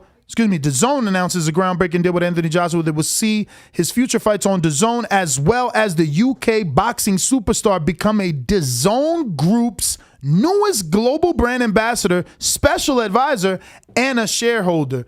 So for AJ, who has 258 management, he did the right thing, because he's not going to be cutting Eddie a cut forever, especially once he retires. He's got to be the new Eddie. So yeah.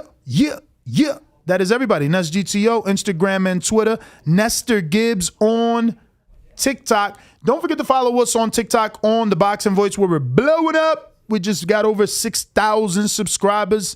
So yeah, join us there. Don't forget you could join us here, youtube.com/The Boxing Voice. Subscribe, tell a friend and tell a friend. We're trying to get to our next goal of 146,000 subscribers, and only you can do that. So peace.